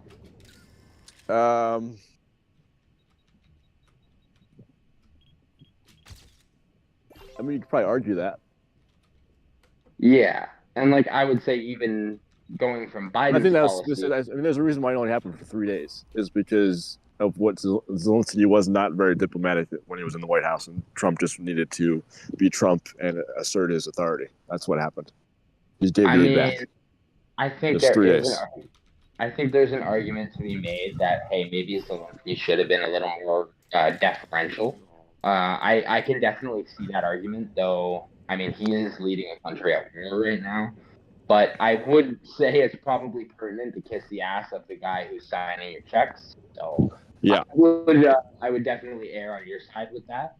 But yeah. Like, I don't in know those if 3 days, you could argue that he was flip flopping. I think the overall structure of the deal since the war started, I think there's been no flip flopping over the macro. I don't know. Because I kind of see, like, I want to see like some kind of stability in this agreement, not just this one-sided nature of pushing down Ukraine. Because it seems like they're the big guys coming to the table, and Ukraine's kind of sitting there like, all right, man, like, are you gonna help me out? And it's kind of like Putin and Russia, or I mean, Putin and Trump are kind of doing all the talking while Ukraine's kind of off the sidelines, right? Not really getting much. But Zelensky was in the White House. What do you mean he's on the sidelines? He was inside the White House. Putin was in the White House. Was he at Saudi Arabia for the peace talks with Putin, who's arguably a more relevant figure in the peace Why talks? did Zelensky say he wasn't there? Why did Zelensky say Putin wasn't there? Wait, wasn't it Zelensky who wasn't there? Or was it? Am I thinking of something else? Yeah. Zelensky was not in Saudi Arabia. Yeah. Why wasn't he there? Yeah. Was he not invited? The Ukrainians were not invited. That's my understanding. What did Zelensky say about it? I do not know what Zelensky said about that. I don't know either. There's I'm so honestly many. I'm Union delegation. Say it again. Steel? There was a Ukrainian delegation in Saudi Arabia. Zelensky had other matters more critical for the national security of its nation to deal with. Okay, but there was a Ukrainian delegation there. Are we talking about the more recent talks or the original talks? The original talks,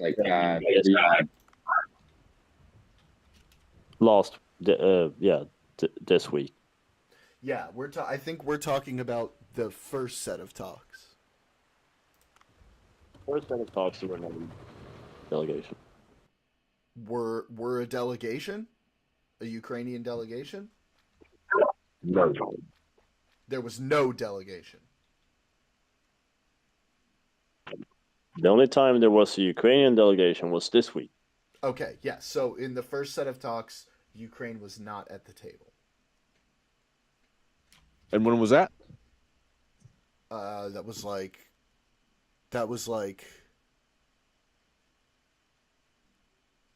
Wasn't that? That was either like right before or right after the whole thing in the White House. Let me double check. Hang on.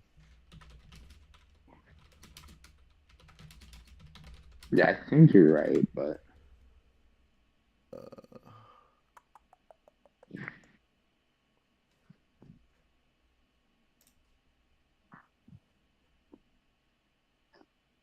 3 weeks ago, about. Oh, okay. The 18th of February is when an article I see being written about the talks going on at the time. okay. Yeah. I think either way. Sorry, go ahead. I was just gonna say, and when was that? When was Zelensky at the White House? I believe Maybe last week and a half or so. that was. Yeah, I believe this was before the meeting in the White House. Even worse. And yeah, Zelensky was very upset at the time that he hadn't been invited. Yeah, because the meeting in the White House was just like a week and a half ish, 2 weeks ago. Yeah. Okay. Okay. Yeah. That makes sense. But, well, I mean, you could argue it doesn't make sense. Yeah, I don't know. I just I don't see where the isolationist policy is beneficial for the United States right now. I mean, realistically, uh, I mean, I understand it's billions of dollars. That's nothing to scoff at. But I think it is important to go back to that point Candy was hitting at earlier about the fact that a lot of this aid is in the form of military or American military equipment, right? That is Well, it's a mix. produced. It's not just that; it's money as well. Yeah, a bit for sure. But I would argue Yeah, that the money a lot of that's it. being, like the actual cold hard cash that's being sent, is a drop in the bucket compared to the rewards that you're reaping. I mean, realistically, it has like the aid that you guys have been sending to Ukraine. Have you noticed that on like has that like messed with your life at all? Has that like Not right now. It will eventually. You know, how inflation eventually? works. I It mean, doesn't happen right away. for sure. But I would argue that's just an argument to end the war faster, right? So maybe provide more support, bring this Hang to a on. resolution. Is Ukraine aid inflationary? I don't think so. Is it? I don't think so. Because the majority of it is in. I mean, yeah, some of it is money, but the majority Yeah. of it is in like weapons, munitions, equipment. I'm not saying that. Hold on. I'm not saying that suddenly gas prices are going to jump to $20 a gallon. I'm saying that sending any amount of money is going to increase. Is going to cause inflation. Do you agree with that? Even if it's like a very, very small amount. I don't know if I would agree with that. I don't really know. It depends But on I- how we do it, right? Like if we print a shit ton of money in order to do it, then maybe. Yeah, But I It's don't a think forever that's. lease. They're But if indebted to us. It's not Yeah. free. if you're sending over We military pay it equipment back. that are produced in the United States and providing Americans with jobs, I would argue that that's deflationary. That's a boon for the economy. I mean, I'm gonna say this. I don't whether it's inflationary, whether it's whatever is happening with that, whether they pay it back or whatever they're doing, that money is better spent in other ways. That's my main argument. Where's the equipment that are spent though? Expiring in the Sorry? closet? The equipment that the United States has already produced, which is the vast majority of the aid that's going to Ukraine, would you say that's better off just sitting around not being used to help defend Ukraine? Or would you say that's better off going to the expiration date and being destroyed in some armory somewhere? Yeah. I need to take a step back and I need to repeat my actual argument because I think we're getting sidestepped. There's a lot of segments that are being disjointed. And so I just want to repeat my actual argument, which is multifaceted. Yeah. So I think that if Ukraine wants to continue to fight Russia, to not become Russia, that's fine. I don't care. That's them doing what they need to do. If Europe wants to support them, that's good for Europe. I'm part of the United States. I live in the United States. And these countries attacking each other has absolutely nothing to do with me and my life and the fellow Americans that live here. Supporting, giving Ukraine weapons. So that's one point. Point number two. In my belief, I think supporting Ukraine in a war right now is not helping anybody because the war is nothing's happening. It's a stalemate essentially with Russia potentially based on reports from special forces and people are actually there. They're saying that Russia is slowly taking ground. So if the war continues the way it is, with us supporting them, Russia will still win. Now, people are dying. People are actually dying. No matter what you're talking about politically, whatever, people are actually dying in this war. Soldiers, civilians, continuing the war is just going to continue to have that happen. So I don't think we should be supporting the war because of that, and also because I personally don't care about these countries to begin with. So those are my two main points. Okay, so basically, so essentially it's like people are dying because Ukraine's fighting back, right? So Ukrainians and Russians are dying. So Correct. the quickest, easiest way to end the war would be for Ukraine to roll over and allow Russia to come in, and then that would at least stop the fighting. Is that essentially your argument? Wait, repeat that again.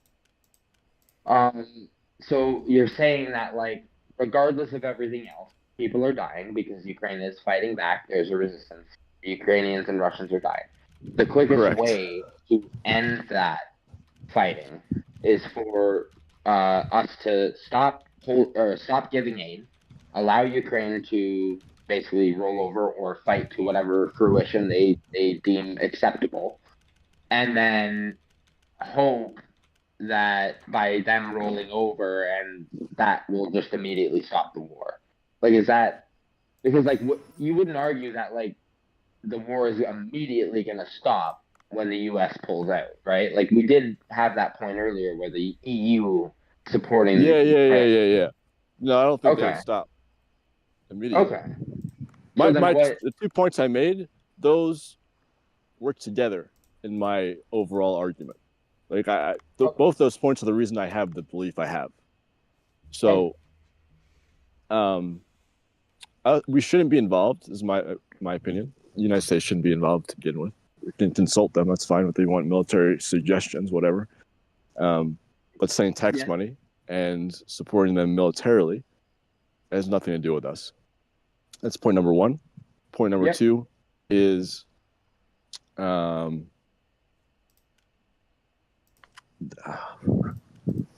I usually don't debate this long. So my mind's I know. I actually do have to head out shortly because my kids are going crazy downstairs, but I have enjoyed it. No, it's been fun. It's been fun. Yeah, we're gonna have to do more of this for sure. Yeah. Blue Collared, definitely come back on. I hope you do. I hope you keep watching as well, man. Yeah, for sure. It's like I said, it's my first foray into this, but I definitely practice makes perfect, brother. No, me too. This is my third debate. Nice. Well, hey, I gotta say, it's been nice being able to do this with somebody who's reasonable. A lot of the people that I do talk to in my personal life are either fucking unhinged or do not care. So it's nice to talk to people who at least have some interest in the topic and are willing to hash out these ideas. I actually do have a, and we'll keep it brief because obviously you got to keep going. And maybe we can pick this up on another day because there is definitely a topic I'd like to go into with you on. But, I think you mentioned earlier that you're Canadian. Yes. How do you feel? What's the temperature in Canada right now vis-a-vis the rhetoric coming from over the border? Yeah, no, and you know what? I'll be honest, I didn't expect things to get as uniting as they have been over here, and I know that's kind of the headline, but a lot of the people that I've talked to personally are buying Canadian. They're avoiding American shit. They're not going to the States. My day job is I manage a greenhouse, so I'm like the maintenance guy. I manage all the maintenance for a couple of greenhouses here. And I work with a lot of Mexicans. we get a lot of immigrants who come over and do our agriculture.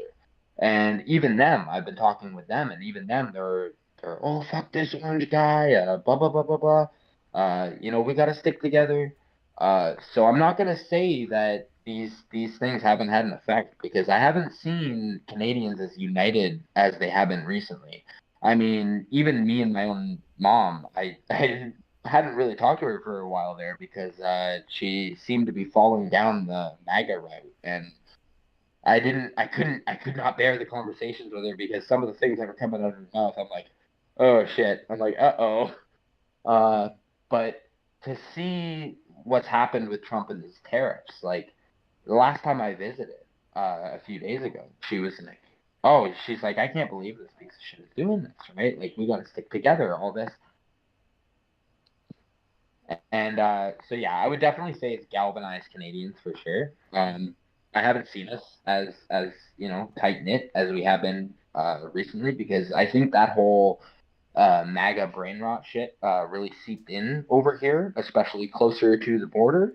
I've noticed there's a lot of MAGA Canadians over here, but yeah, this whole tariff shit has really started to change on that. I mean, I think we've even seen that in the polls over here, the Liberals. I think everybody was pretty confident they were going to tank, and I mean they're still likely to tank, but they're definitely up quite a lot past where they should have been.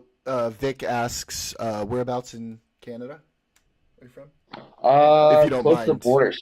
saying. Oh yeah, so. no, I don't mind. I don't mind the city. Niagara Falls, so it's a tourist cool. city. Yeah. Close. I think the border with Buffalo. Isn't Niagara not too far from Toronto? That's correct. Yeah, we're about like an hour. Okay, cool.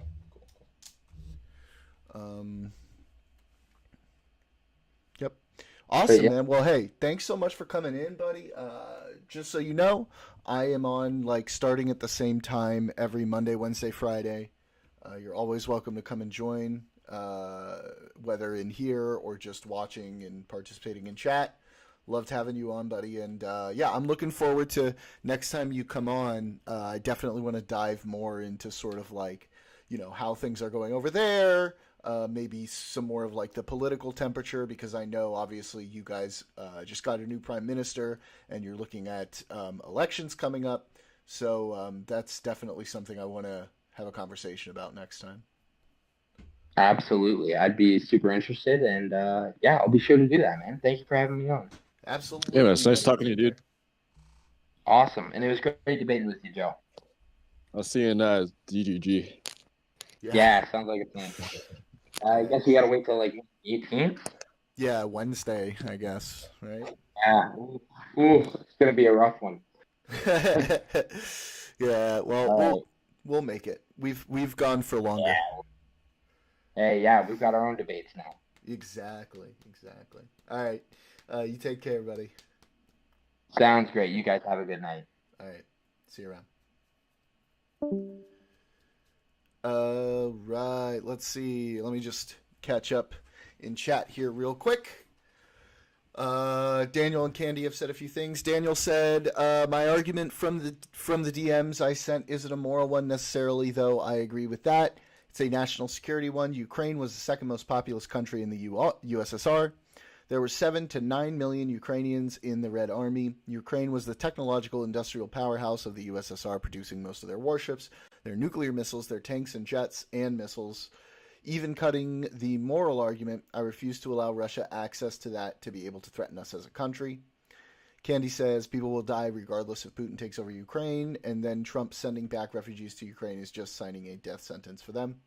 Daniel says, we're so far removed from sacrifice as a country when we were threatened in World War II. People die in wars, that's the cost of liberty. How many people died in the Revolutionary War? Military aid from France was one of the main reasons we won. What if France said so many people are dying? As Patrick Henry said, give me liberty or give me death. Candy said, I don't know why he thinks that not fighting will stop the killing. And there's a big difference between a civil war and one country annexing another. And then Daniel says, Ripperino Guppuccino. Why rip me? Yes. Why rip me? I didn't do anything. You're the reason. It's not. I'm the reason what? You're the reason this has happened. The war has happened. It's my fault. Okay. I mean, it always is. Yeah, right? When in doubt, blame the Jew. It's true. I'm blaming you for the conversation. For the conversation, that was a fun and good conversation. What do you mean? I enjoyed that. You need to. What was that?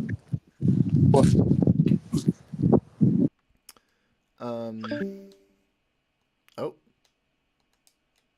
Oh, that was a phone call. oh. Oh. Yeah, I enjoyed that conversation. It was fun. I'm not saying I didn't, but you are directly Yeah. Talk responsible. about how Candy still thinks that What? a coup is such a different thing than getting invaded. Well, pause real quick, Yeah. and then I'll let you two off the leash. I want to hear what Steele had to say first. Yeah, for sure. About what? Because you were saying, you were saying that I was responsible for the conversation. True, Yes. in a good way. You're welcome. I Free guess. entertainment. Hey, you can call it entertainment, I guess. Yeah, yes. So I do. That's the whole point of this. For Mhm. entertainment and political discussion. All right, Joe and Candy. Jordan likes to leash people. George Takei voice. Oh boy. True. Candy and Joe, go for it. Preferably for the throat. Wait, what? I said go for it, and Steele said preferably for the throat. He wants to see fireworks. Oh no, me and Candy are friends now. Mm-hmm. We buddies. Sorry, Steele. Yeah. Yeah. Well, let me stop. Okay, then I'm not gonna say what I want. Anyway, but yeah, there is a difference. Okay, so like, let's There's a say you're technical having difference, but I don't think that technical difference makes it right actual because difference. like what you're saying is a fight is a fight, regardless.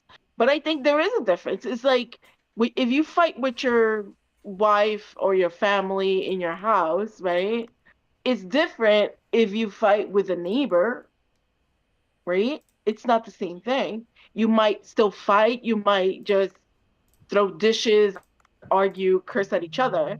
But it's a completely different fight if you were fighting a neighbor over something the neighbor did, especially Um, if the neighbor is coming to try to take over your home. You know what I yeah, mean? but in your analogy, so the actual correct analogy is a neighbor is coming to invade my home with a gun, trying to kill me. And so that's one example. To make it analogous, the family member has come in with a gun and is trying to kill me. It doesn't matter that it's a neighbor. They're both trying to kill me. Yeah, I think that's ¿cómo se dice? That's too simplistic of an analogy. Oh, like saying a fight is a fight. I don't think it's the same thing. That's what's happening. That's what's happening in Well, the Civil War right now. Oh, I know what's happening in the Civil War, but it's How's not it the not same as analogous? if somebody comes to take over, They the have come in. differences. The military has taken over the government in a coup and is literally killing civilians, raping them, and forcing them to go through landmines to clear them so their soldiers don't die. Right, but that's an internal thing. That's civil fights. Who cares? That's It doesn't like the matter. neighbor next door is coming over your borders and raping your people. It's a completely different type of fight, I think. I feel. How is it completely different? Because it's oh my God. What's the besides the obvious difference between the neighbor and the family member? What's the actual significant difference between what's happening? Well, apparently you don't see a significant difference. People are dying, not the way you're telling it. No, I understand, but okay, so what civilians are guarantees that dying. people? Okay, That's the civilians issue. are dying. So okay, let's say Ukraine And rolls over, and the let's rebels. Russia we withdraw, and Ukraine rolls over, and let's Russia take over. You think that the Yep. dying is going to stop? If no one's fighting, then the very majority of the dying will stop. Yes. No, absolutely not. Russia will kill. They're already raping, killing, stealing kids, doing all kinds of crazy shit. Yeah, because they're in a war. You think they're not? And then Trump wants to send back the people that we took in as refugees. You don't think that's a death sentence to those people? To the 250,000 people we took in as refugees? You don't think sending Trump them is back to sending Russia? Trump sending Russia's them gonna back line to Ukraine. up with a firing squad and fucking shoot all of them. I have to look into it, but are you saying that Who- Trump is sending them who- back to Russia? Yeah, no, but to Ukraine.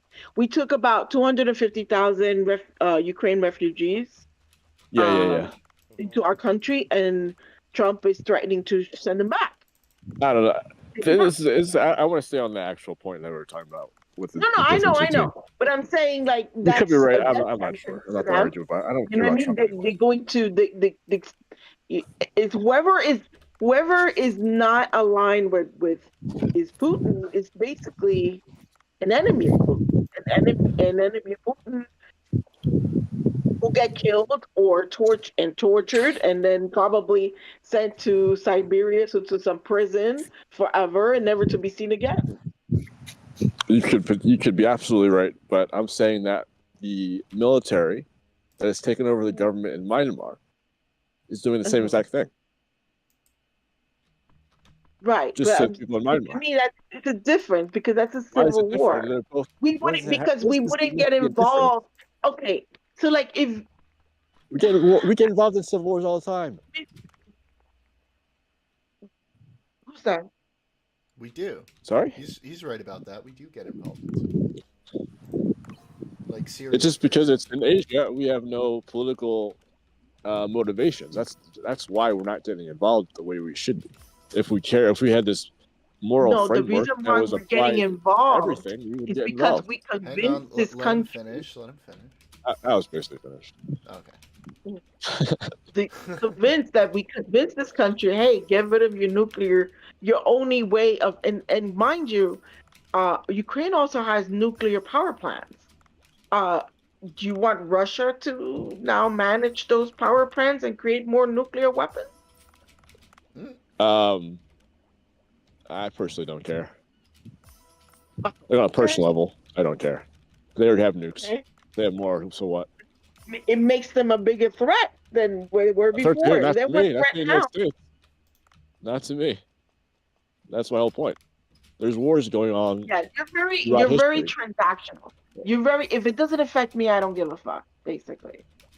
Until it Um, does. Until it does. Until it affects you, then you're gonna be like, oh well now it's affecting me, now I care. People it's don't not that I have to don't have care. It's going back to my last point with blue collar. It's two things working together.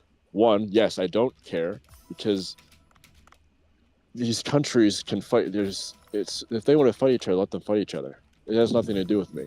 Getting involved also allows the war to continue, and people are just going to continue to die. Daniel says in chat, would you argue we should help Myanmar? Because otherwise bringing up Myanmar is sort of pointless. Yeah, we should, obviously.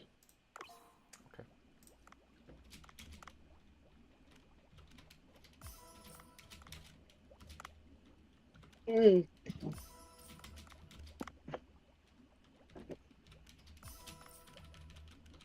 I don't know about that. Don't know Why about not? what. Us supporting a civil war. One side has taken over the government and is currently raping, killing, I and bombing understand what's villages. going on, but You're again, saying that we shouldn't get involved. nobody said to Myanmar, hey, get rid of your nuclear weapons What does that have to do and with anything? you know. So we shouldn't get involved in anything as long as there's no nuclear weapon agreement. So he's That's your- that's your- making We he's shouldn't get making a moral argument in this case. He's not Right. talking about like a prior agreement we have. It's not a geopolitical argument. This is a moral argument, which Right. like I think has a level of merit. But also like there's other considerations that I would personally talk about when we're talking about the Myanmar situation, but I'm not, I'm letting you guys go at it here. Daniel says, you said we shouldn't get involved in other wars, so who would you support? Is he talking? I'm not in the chat right now. I'm just kind of. Yeah, he's talking. He's talking to me. Yeah. Yeah. Let me bring up the chat. Who should I support for I think he's saying in Myanmar. I think he's saying he is supporting the rebel coalition against the Tatmadaw. Yeah. Which is the I think we should get military. involved in a way that helps the civilians, not get involved.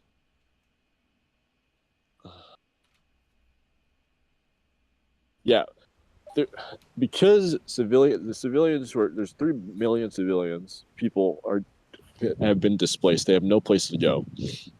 They literally have to go hide in the jungle. I think we should get involved to stop that from happening. How many Ukrainians have been displaced and are hiding in other countries? Ukrainians are being supported and being able to leave. That's the difference. If the military and the rebels want to go kill each other, that's up to them. I'm talking about civilians who are trying to not die and have no say in what's happening.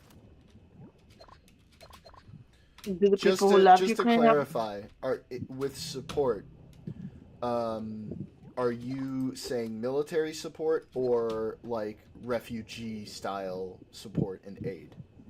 Because we are giving aid, Yeah, that's second, but we're not taking in refugees, I don't believe. Well, I'm sure we are through like the standard asylum process, but like it's not like we're not like, we don't like have a whole program for refugees from Myanmar. Yeah, we should definitely be supporting way more than we are humanitarianly. I can't talk right now. You're fine. I get what you're saying. Okay, yeah. So to be clear, Candy, he's not saying to support them militarily. Like I think we should be supporting Ukrainian civilians as well. Who are, if they're stuck in there, yeah, sure, help them get out.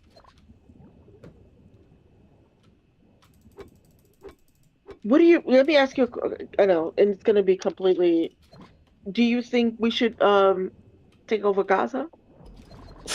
I don't know.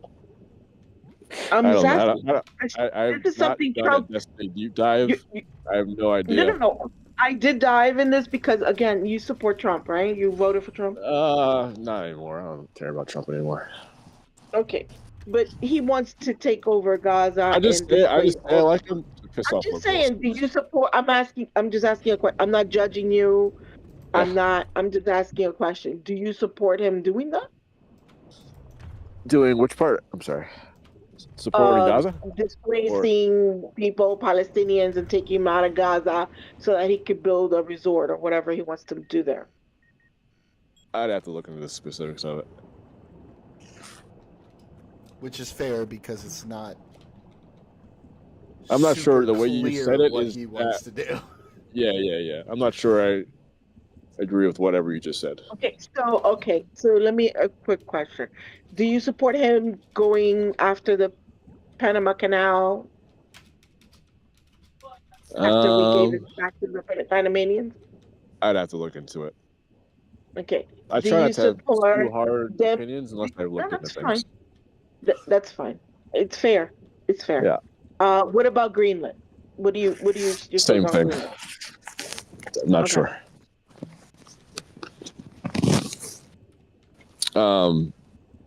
Yeah, I'm not sure. Yeah. I'm gonna say probably not, based on a hunch, but I have not looked into it at all. Right, because if you would refuse one war, then you would think, right? You would not want them it depends on the war. Get involved in other wars. Well, I mean, I think also, like, generally just annexing sovereign countries, probably not a thing we should be doing. Okay, how about this then? Which has been made, I think Trump has made pretty clear that he wants Canada to become the 51st state. Has he, or is he just joking? Oh, he's not. I don't know if he's joking, but I don't know how.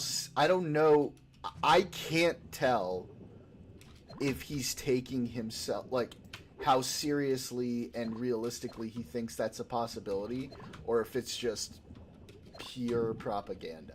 Yeah. I honestly don't know the answer to that. Oh no, he said that he was serious about it. Yeah, but like he says a lot of shit and he lies all the time. So like I Yep. don't know what the real situation is. Daniel says, so in the link I sent you, Jordan, we sent over 200 million in humanitarian aid to Myanmar through USAID last year. So I'm assuming 200 million. That's a lot. Yeah, in favor of that being resumed, since you said you care about humanitarian aid there, and I believe you, Jordan will. But the aid stopped when USAID was shuttered. So I'm assuming you would support that resuming, correct? You're talking to me? Yeah. Yeah. I mean, 200 million versus 100 billion to Ukraine. Right, but it's not all money. That's humanitarian aid. What we're sending in mostly is military aid. Yeah, Which that is is true. old. Military aid is also more expensive than humanitarian aid. Yeah. Well, I mean, the humanitarian, we can look at the actual numbers, but they definitely send billions of dollars in humanitarian aid to Ukraine. No, what are it's the about equivalent? What are the equivalent populations as well? Like affected populations? I don't know, because that might be a factor. Also.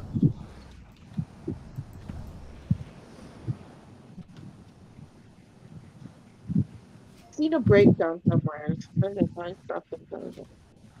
But it's about, I'd say maybe 60-40.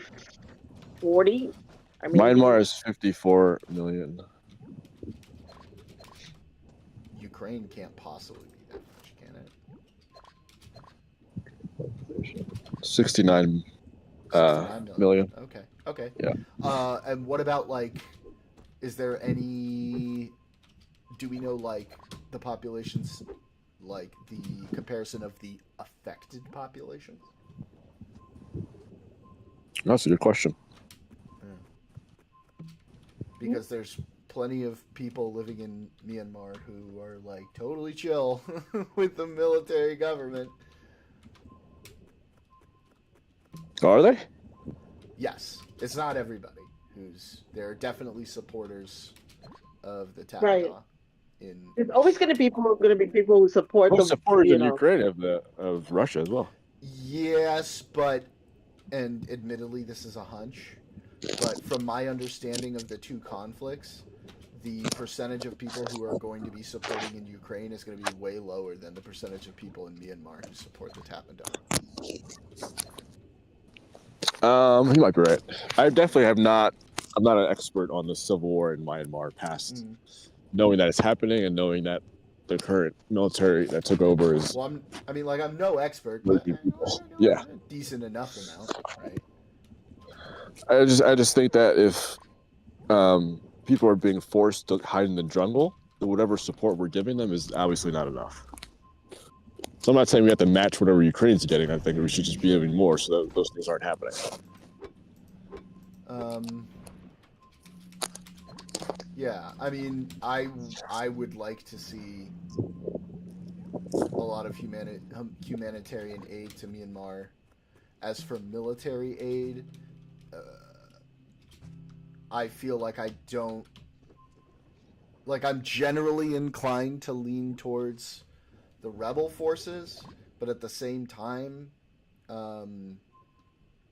there's definitely the concern of stability post-Civil War, and there's certain things that have to be figured out. And so, like, as far as military aid goes, I don't feel like I've studied enough to really give, like, a determination. I definitely think the Tatmadaw are probably the bad guys here, but it's also, like, a situation similar to, like, Syria, for example, where it's like, Assad is definitely a bad guy, but, you know, so are a lot of the rebels. Yeah.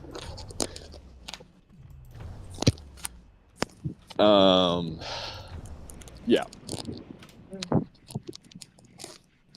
Candy, what were we talking about?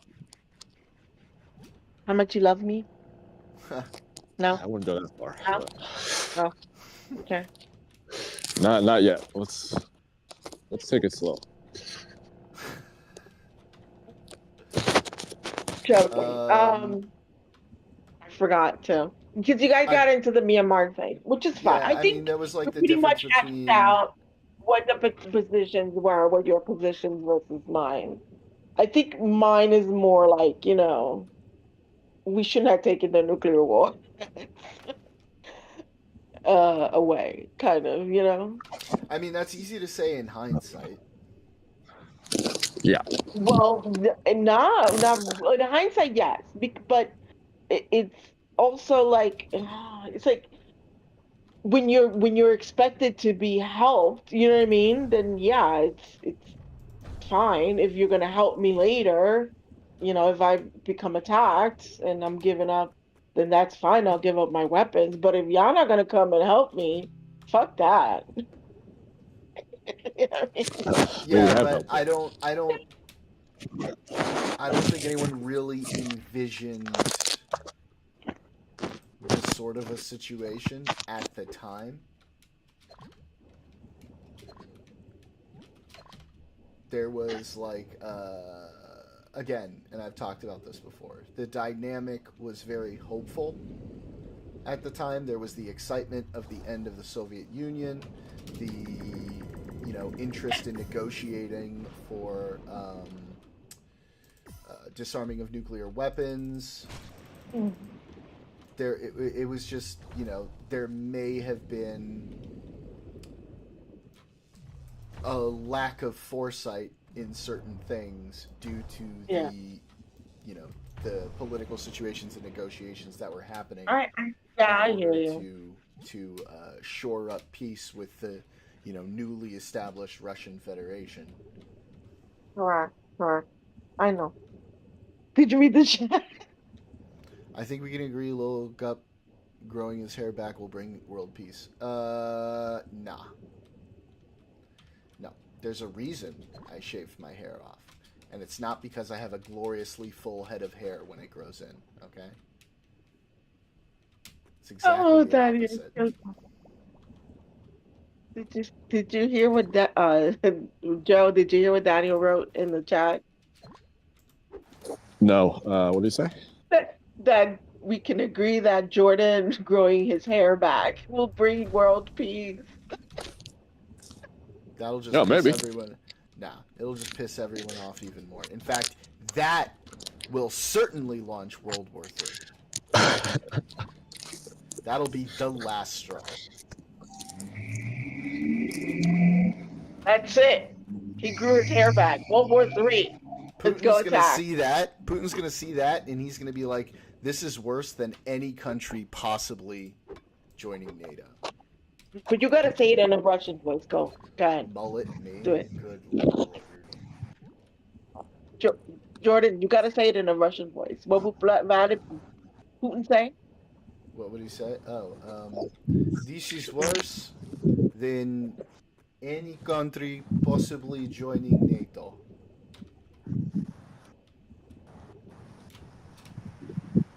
Oh my God.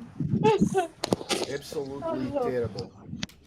it's terrible.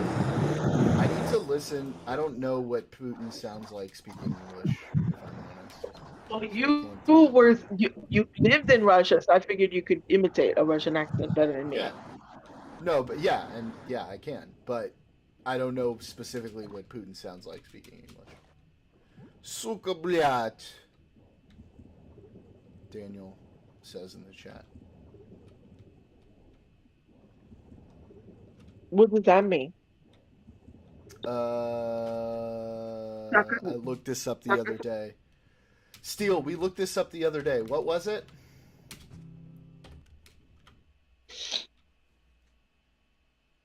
Oh, is he asleep?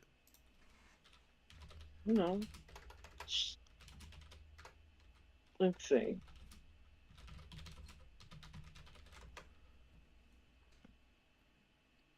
Fucking Let's bitch. see. It means fucking bitch.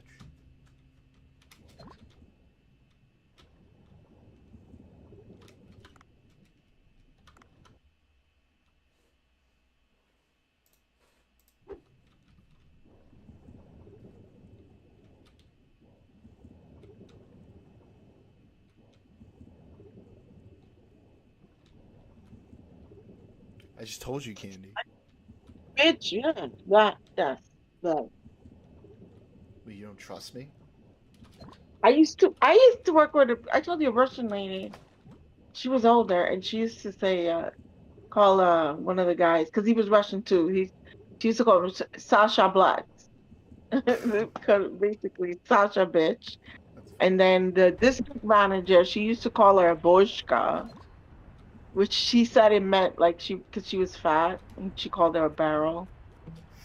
She Jeez. said boshka was a barrel. Rude. But that's Well, okay. Sasha, We that's who she use. was. We lost Joe. Nope. Uh, we use the term gordo, which means fatty, as a term of endearment in Argentina. Oh wait, you Yeah, know you that. were saying something about boludos. Yeah. Boludos to me, Che, again, boludo. Estoy right, but loco. the literal meaning means big balls. So, um, boludo, you will call someone to us. You will call somebody who has big cojones, like big. Oh, it's just the Oh, home. my phone froze. His phone froze. Well, when you're back up and running, we'll be here. Or it can be used in frustration to also mean fuck me. It has many meanings. Yeah, That's especially in what Counter Strike. with what or can be what can be used in frustration. Suko bliat. Oh yeah.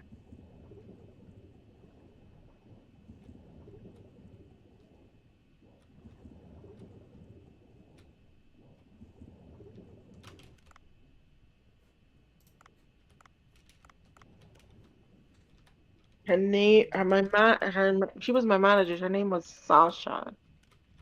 Sasha. She was, Sasha. she was a true Russian. Mm-hmm. She was mean and everything like a Russian. Like a true Russian, like boss lady kind of. Mm-hmm. Yeah, she was pretty tough. But she liked me, so. Nice. I like Russians Everyone too. likes Sorry. me.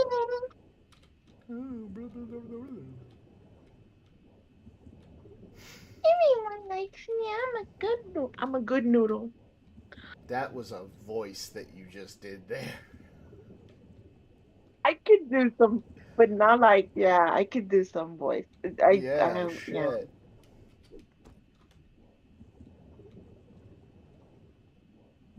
Yeah, yeah. Let's not talk about that. Oh, let's not discuss that anymore, please. Okay. Let's see.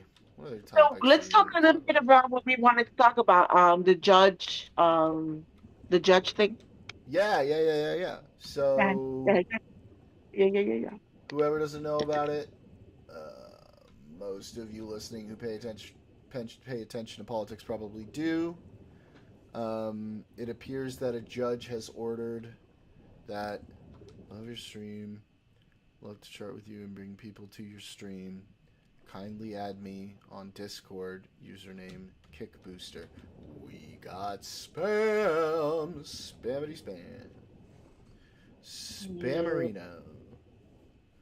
Um, so judge ordered that I'm not sure if some or all. I have to double check of Oh, the all of the probationary employees that oh. Doge was going through and firing were done so unlawfully, and that they must be rehired. Because the judge said the one that came before him was for the forest people who work in like national parks and stuff. But the judge said, I'm not just applying it to this incident. I'm applying it to every So he's setting person. like an applicable precedent across the board. Yep, across the board. He says every government official that was um it's good. Yeah.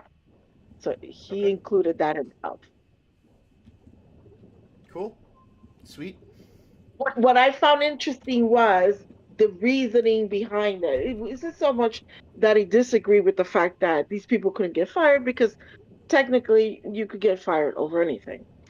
the reason why he disagreed is the reason they gave, poor performance.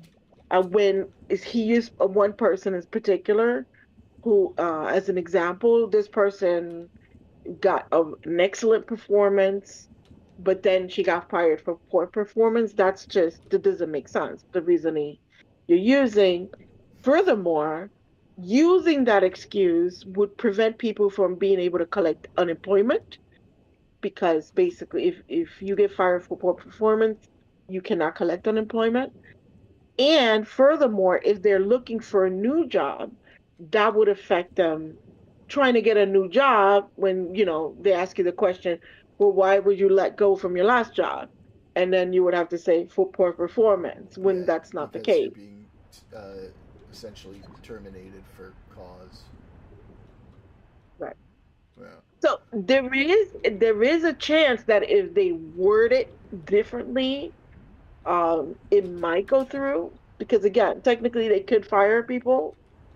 It's just the wording, the reasoning that they use to fire the people, was But what I he think had this an is objection. setting a. I think this is setting a precedent that it's going to be difficult for them to do that, because that's one of the big things that Trump wanted to do, is to make federal employees at will. Um, and this is pushing back on that idea and that process. So I think this is good. How can we look up that ruling, the specific ruling, so we could read it? Hang on. Um, Let me pull it up. See if we could read it so that we could list the whole transcript, so that you could see what the judge said, because he added stuff there that he didn't really necessarily. He admits it's not part of the ruling or anything, but I'm gonna say it. And he said some other things, so it's quite interesting.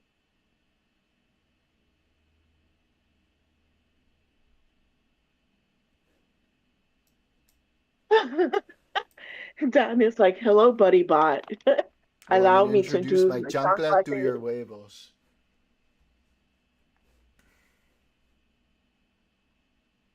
I don't know, Daniel. They might like it. I don't know. It might be He kinky don't like have no that. huevos. He don't have no huevos.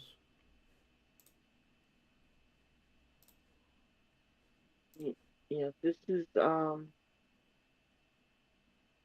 see.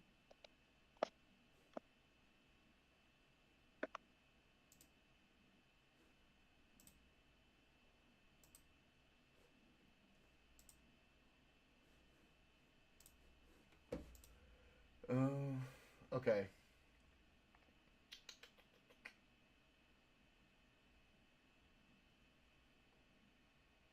Ew, brother, ew. What's that, brother? You're the one who fucking said it. What do you mean? Don't ew, brother me. You fucking said it. Ew, brother yourself.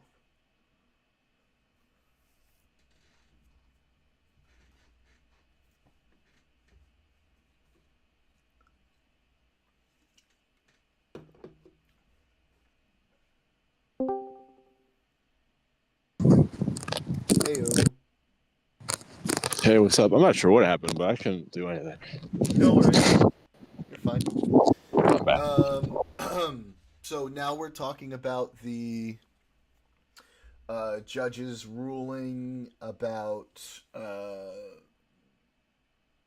these different departments are being ordered to rehire their probationary employers that Doge went through and fired.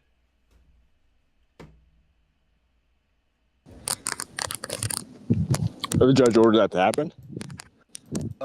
Judge ordered them to rehire them. Yeah. Okay, yeah. Yeah, like what is today? Like today.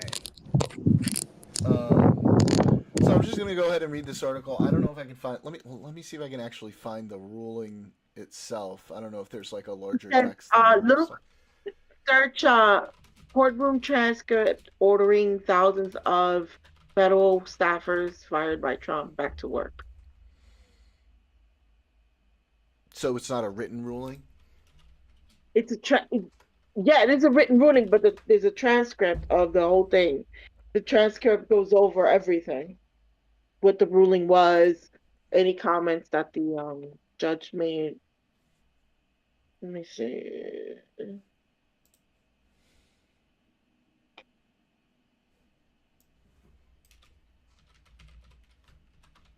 Was it Judge Alsup?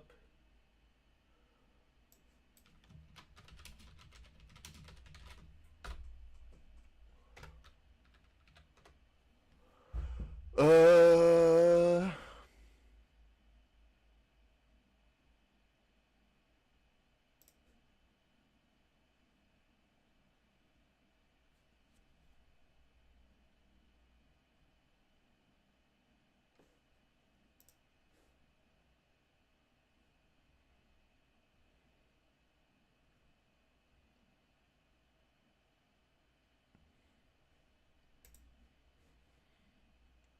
damn it! I need a Pisco.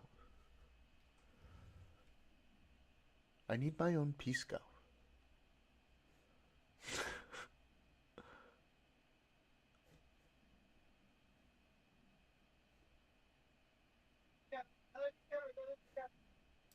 Huh?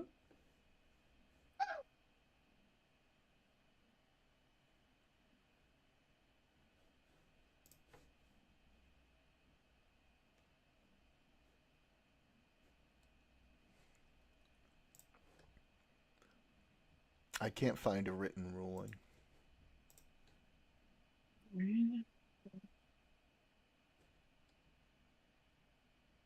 Oh, hang on. So it's a TRO.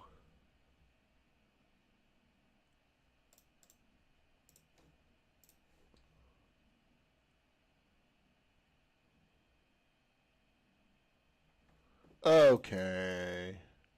Here we go. You found it? I think I did. Oh, she's a long one. Yes, it's a long one. It was on one of the things, but if they were reading it out loud, so if the news was reading it out loud, there has to be a transcript out there.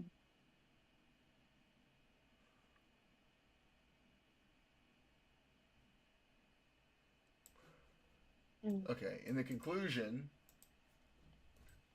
um, based on the foregoing, the court granted the following relief at the close of the February 27th argument that OPM's January 20 memo, February 14 email, and all other efforts to direct the termination of employees at NPS, BLMVA, DOD, SBA, and NSF are illegal, invalid, and must be stopped and rescinded. That OPM must communicate that decision to those agencies by the next day, February 27th. The evidentiary hearing described at the February 27th motion hearing shall occur on March 13th, 2025 at 8 a.m.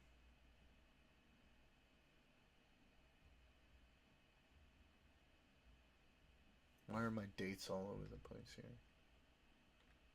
I can find like references just basically giving you the gist of it, but not the transcript.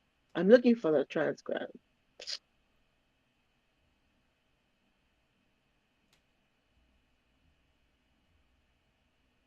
That is the full transcript.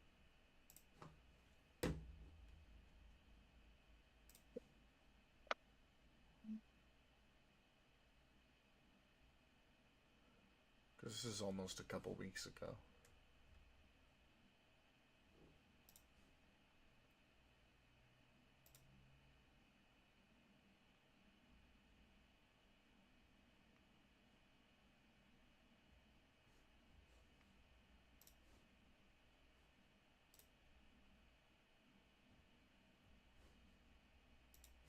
All right. I'm just going to read the fucking CNN article.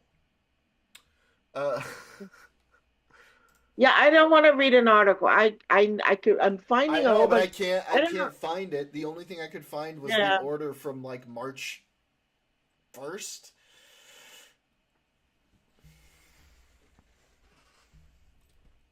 If you find it, send it my way, and I'll take a look at it. In the Yeah, meantime, I'm gonna I'm read this. confused part.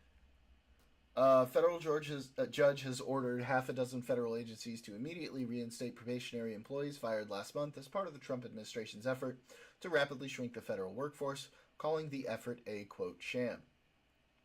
The preliminary injunction issued from the bench Thursday by U.S. District Judge William Alsup requires the Departments of Veterans Affairs, Agriculture, Defense, Energy, Interior, and Treasury to rehire the employees. The judge said that he might extend the order to cover other federal agencies at a later time. Alsup, an appointee of former President Bill Clinton, said he was making the ruling because he believes the Office of Personnel Management unlawfully directed the agencies earlier this year to lay off the probationary employees who generally have been on the job for less than a year. The court finds that Office of Personnel Management did direct all agencies to terminate probationary employees, with the exception of mission-critical employees, he said, rejecting arguments from the Justice Department that OPM merely issued guidance to the agencies that then led to the firings. The judge said the order is effective immediately. This is the order, and it counts. The Justice Department indicated Thursday that it will appeal the ruling to the 9th U.S. Circuit Court of Appeals. Yeah, but they're going to have to do an emergency appeal if they're going to actually block the order from going through if it's immediate. The ruling but I also have a feeling the Court of Appeals isn't going to help them with that. The ruling came in a case brought by labor unions and others challenging OPM's role in the firings, which affected thousands of employees and sent shockwaves through various federal agencies, some of which later rehired some of the workers. Alsup was highly critical of the administration's justification for firing the employees. OPM had provided agencies with a template termination letter that cited the employees' quote performance as the reason they were being let go, but the judge said that rationale was the government's attempt to end run federal law setting up specific rules for reducing the federal workforce. Yeah. The reason that OPM wanted to put this based on performance was, at least in part, in my judgment, a gimmick to avoid the Reductions in Force Act, the judge said, because the law always allows you to fire someone for performance. It is a sad day when our government would fire some good employee and say it was based on performance when they know good and well that's a lie, he added. That should not have been done in our country. It was a sham in order to try to avoid statutory requirements. Federal probationary employees have typically been in their positions for 1 year, but some jobs have 2-year probationary periods. The employees may be new to the federal workforce, but they also could have been recently promoted or shifted to a different agency. Alsup's ruling is one of the most significant yet in cases testing the administration's authority to quickly reduce the number of federal employees, a key priority that has been central to the Elon Musk-led Department of Government Efficiency. The White House called the ruling absurd and unconstitutional. Okay, bro. A single judge is attempting to unconstitutionally seize the power of hiring and firing from the executive branch.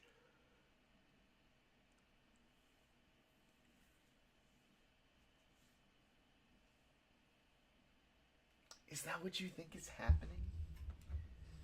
Is that what you think this is? It's not. President has the authority to exercise the power of the entire executive branch.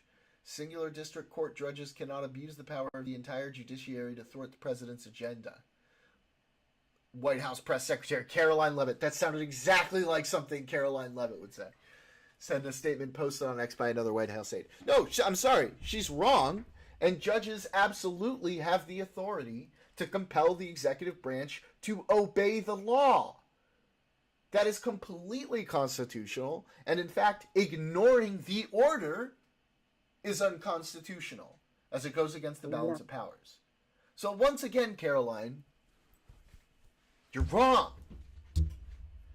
If a federal district court judge would like executive powers, they can try and run for president themselves. Hilarious. A second federal judge ruled later Thursday in a similar case brought in Maryland by Democratic state attorneys general that probationary employees laid off en masse by the Trump administration must be temporarily reinstated. That judge's temporary restraining order, which will last 2 weeks, applies to 18 agencies, including the Department of Health and Human Services, the Environmental Protection Agency, and the U.S. Agency for International Development.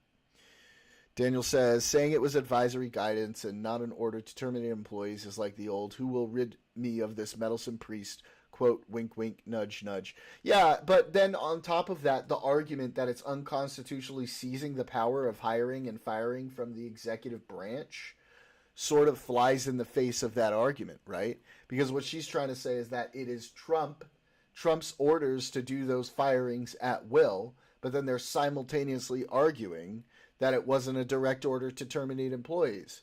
So which one is it? Right. Well, the judge, one of the things the judge pointed out is that supposedly the only people who can fire them is like the Office of Personnel Management, Yeah. OPM. No. No? No. The Office of Personnel Management can't. It would be they can give guidance, but it would be the departments themselves that do the firing and hiring. Well, the judge asked, he requested a 2-hour deposition with the official from the OPM, Office of Personnel Man, at his convenience. But instead of, doing the deposition, they withdrew that person's declaration. So that way, you know what I mean? It's like saying, okay, we're submitting this as a declaration of this person saying Wait a this. minute. OPM Okay. actually, And then the hang judge on. says, okay, I want to depose this person. I want to hear what they have to say. Let So me instead double of check bringing on that person in to have a deposition, they withdrew Yeah. his declaration. So, as part of an order,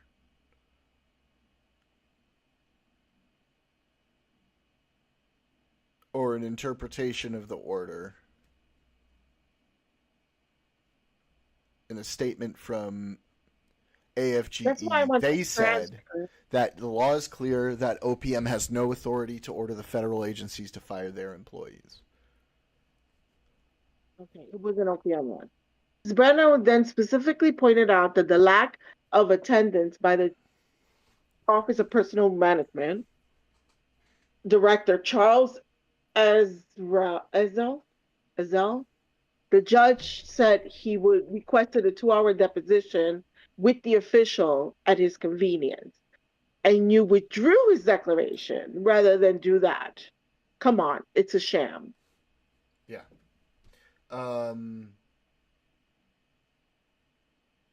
So it doesn't seem super clear cut in the law that OPM doesn't have the power to fire anybody. Like, it's not explicitly stated, but it appears that there's no reason to explicitly state it because they should not have the ability to fire employees of other departments or direct departments to fire employees. Right. So it says Ezel did not have an authority to make order among other directives, so they didn't have the authority to do orders. Right, but again, like really, that's why I want the transcript. The argument that he made is not that necessarily they can fire people, but based on they can't fire off of performance, because especially when he pointed out when she had satisfactory, her performance was last month and it was all satisfactory. How are you going to fire her over performance? Which again affects her if she wants to get unemployment, which affects her if she wants to get another job. That's, it's. But I think a statement from OPM recognized at one point that they don't have the power to fire. Which employees. Is probably why they would do the thing. But that was like a couple weeks ago in like the process of this case. I keep finding articles. I cannot find a fucking transcript.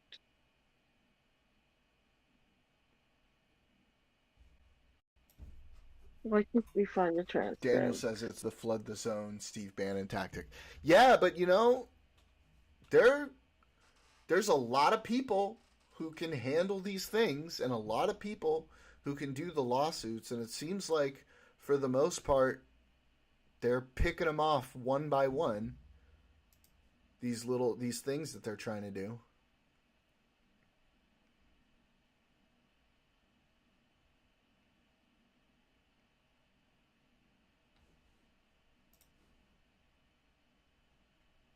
What? Where can I find a fucking transcript?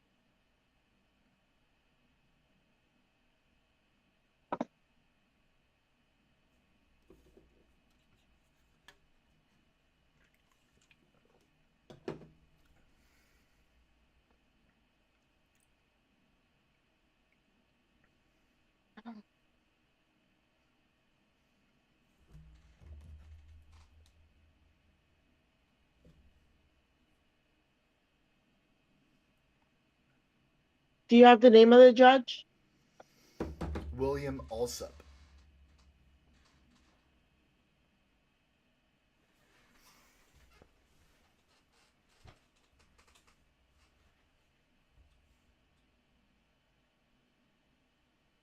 Anyway, while you're looking for that, Trump spoke in front of the DOJ today, which is not a usual thing that happens.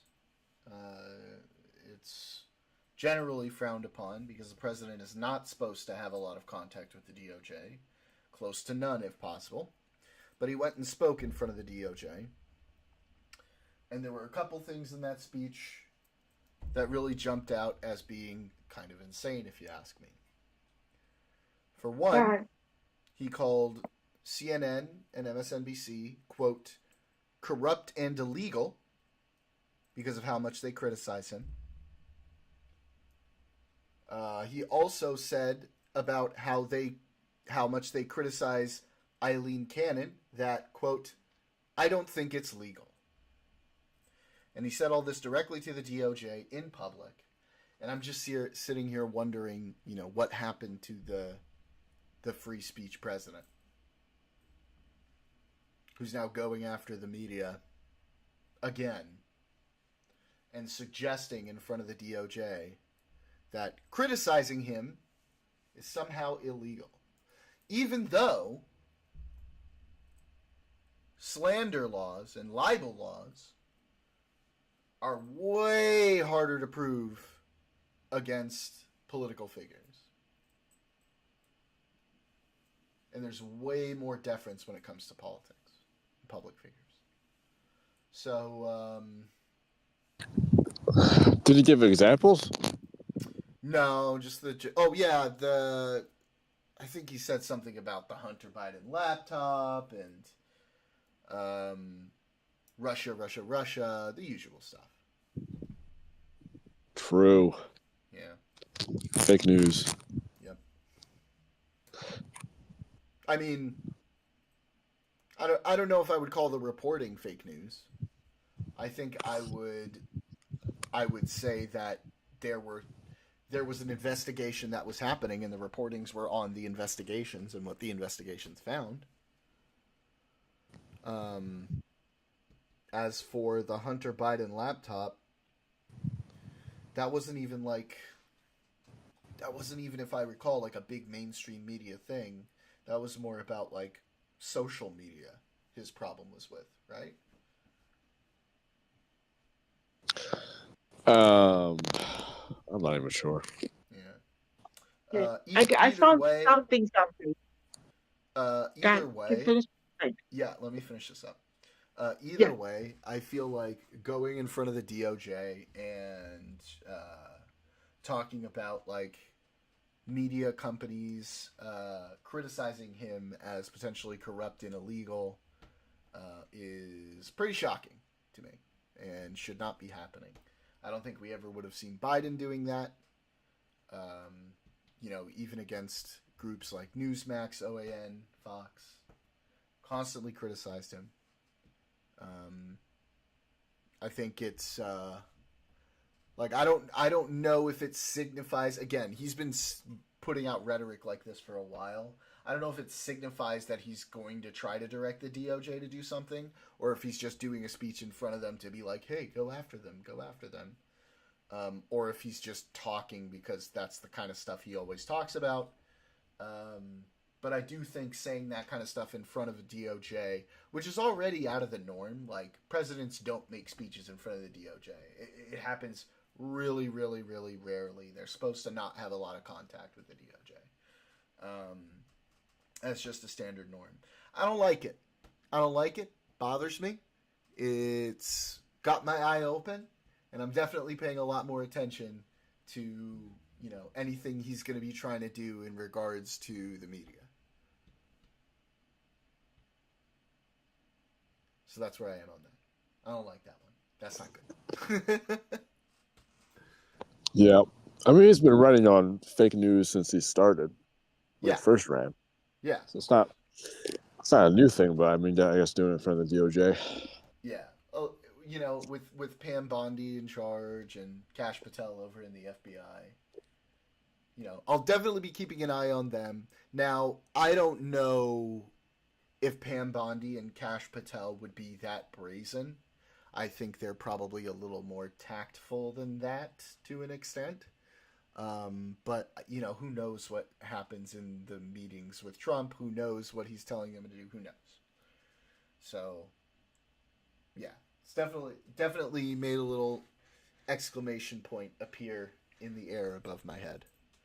So I'll be keeping an eye on that one for sure. Free speech, no matter what party you support, free speech and the ability to criticize or mock is a hallmark of America. Part of having free speech means you have to risk being offended as you can risk offending someone. I agree, Daniel. I get offended all the time. Yeah, you do. Anyway, so stop. Joe, What's up? Joe, what part of Pennsylvania do you live in? Unbelievable. Why do you want to know these things? No, just like, I mean, Pennsylvania's big, right? No, what part did you live in? Yeah, but we're also live on the internet. He shouldn't have to answer that. Well, I don't care. Okay. I'm not asking him for his specific address. What's your address, Joe? No, I'm kidding. I live in Philly. Cool. Okay, Philly. I used to live in Norristown. I have family in Philly. Oh, okay. You know where Norristown is? Close to Conshohocken? Yeah, of course. Yeah, okay. I used to live where the King of Prussia Mall is. Yeah. I was like 15 minutes from there. And you moved? Yeah, I moved to New York. Well, I was always a New Yorker, right? Oh, you know what I'm saying? I'm a New Yorker from. And then I moved to Pennsylvania for a while, and then I came back because I got offered a position over here with Verizon. Daniel says Candy wants to know what you're wearing, Joe. He has a sexy voice. Let's shut up. He can read me a bedtime story anytime he wants. Oh my God. Can we refocus, please?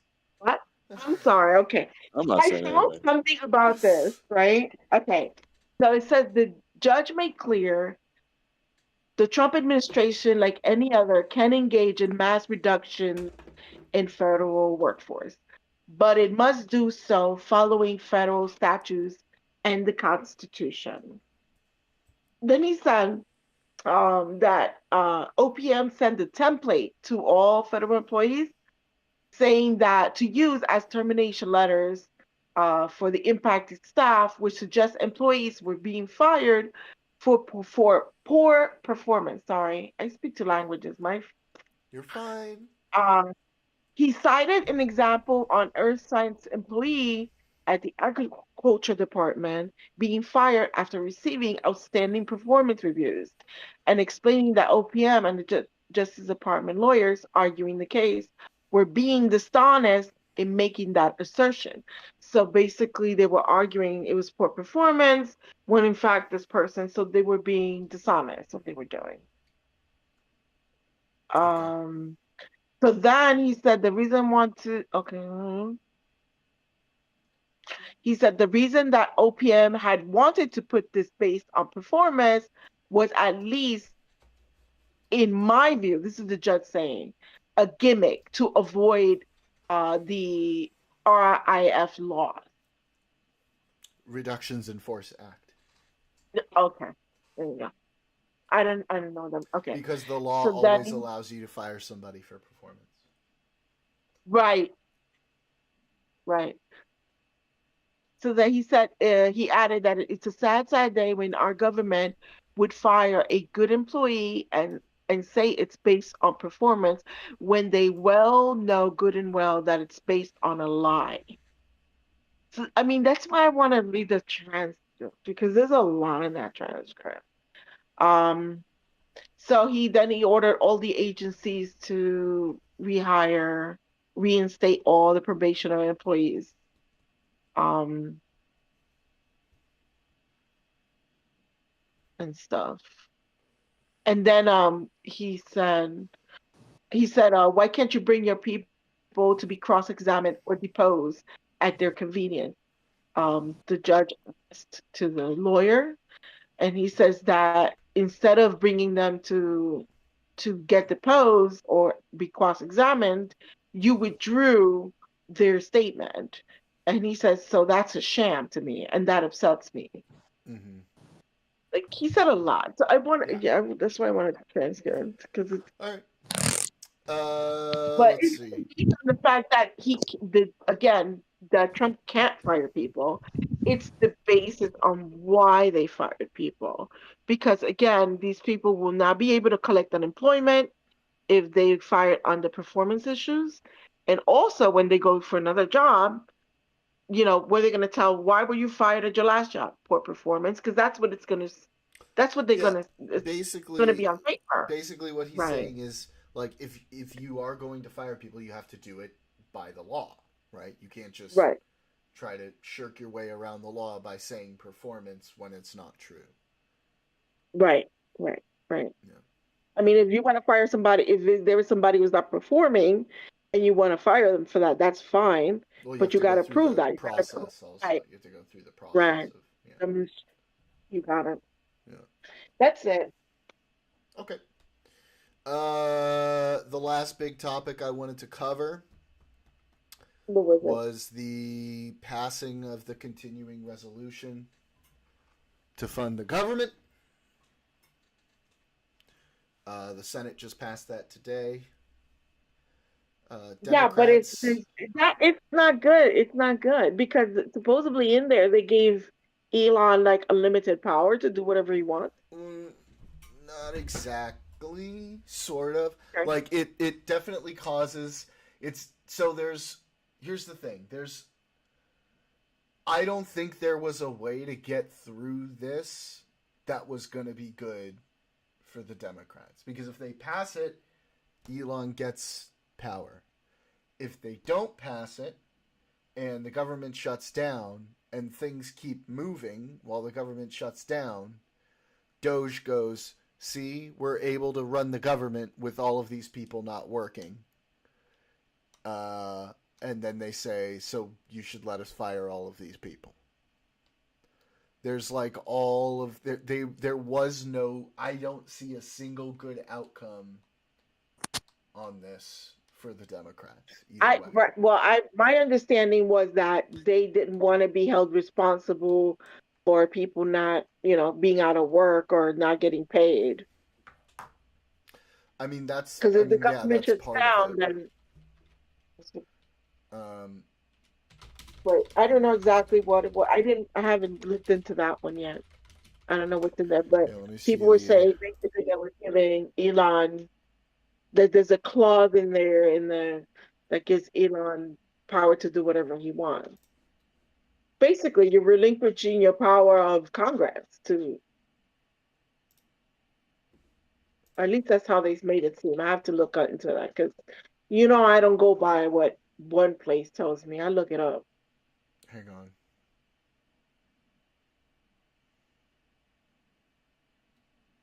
We could look up what's in the. Hang on. Let me see something.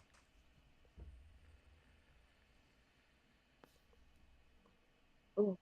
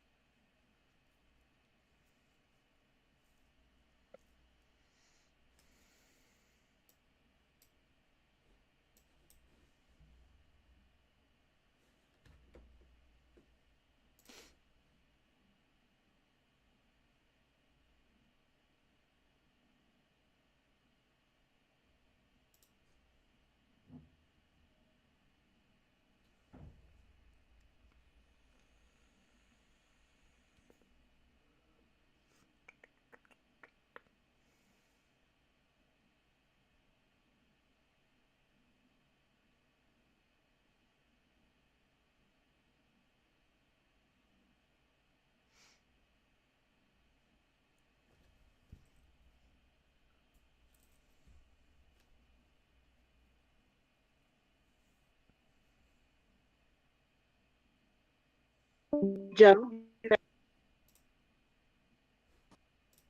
Yeah. go clubbing on Philly. Club Egypt. I used to go to Baja Beach Club. That's uh How Egypt. old are you? Hmm. You don't ask a lady how old she is. No, I'm just trying to figure out if you're like in your 40s or younger. I a long time ago. I just said I lived in Pennsylvania for a bit. No, I know, but you said you want to go clubbing. Is that what you said? Or you used to go clubbing? Well, I got 21 is the age for going into a con. Yeah, no, that's fine. I'm just trying to figure out if you're 20 in your 20s or in your 50s. Uh, My friend, yo, Pennsylvania was awesome. I love Pennsylvania. I used to go to karaoke all the time because they were like into karaoke a lot too. Yeah. Oh my God, I used to go all the time. And well, I don't. I'm sure it's changed because it's been a minute. But also well, the area that there was a lot of strip clubs, and the guys used to take me to the strip club. Yep. It was it was fun. Yeah, strip clubs are always fun. Yeah, it wasn't. It's funny because it all started like I have like friends and I was like I think they were talking about it and I was like I always wanted to know what it's like inside because I've never been to one and they were like, oh, you want to go? I said, "Oh, sure." And it was all right. It's nothing exciting. It's not nothing. I Well, it depends which ones you and go to. Um, certain clubs can give you a vastly different experience than other ones. Yeah, because if you go to one that's BYOB, that's completely new, which I've been to one there too in Pennsylvania. I don't know which one was that one. I don't know the name. I don't remember the name of that one. But the guys used to take me all the time. Not that I'm into girls. Just wanted to know. I mean, it's fun if you are. No, This is an open space, Candy. You can be yourself. I am myself. Me gusta la morcilla. Oh my I'm god. trying to learn Spanish. I can go. Oh my god. Are you? Did you seriously call it blood sausage? Okay. I Wait, said what? yes. Because blood sausages are, well, I don't know. Anyway, What the hell? it's a Spanish thing, anyways, yeah. Spanish thing. I like, yeah, it's Also, did you say hard to, morcilla? Like in yes, Argentinian? morcilla, sí, You said it with an Argentine accent. morcilla, You said morcilla. morcilla. Me gusta la morcilla. You said it like But an that means well, argentino. in other words, what I'm saying is I like sausage. What she I what love she sausage. actually said was she likes blood sausage. Yeah, because in the Spanish culture, we do say la morcilla is, We don't say that in Argentina. well, not you in Argentina, But but we Puerto also Rican. eat a lot of morcilla, right? We actually eat that like in our food a lot. Yeah. Do you eat Wait, Blood it? Candy, you're sausage. from. What? Yo soy de Puerto Rico. I've been there. I've been there twice. So I'm trying to go live there. Oh, ¿qué parte? What part? I'm sorry. When you speak too Um, loud, I get my tongue gets twisted when I only speak English. I barely speak English well, so you're fine. so which San part Juan. of I've only been to San Juan, Oh, so I San have to. Juan. San Yeah. Juan is cool because it's like where the life of Puerto Rico is.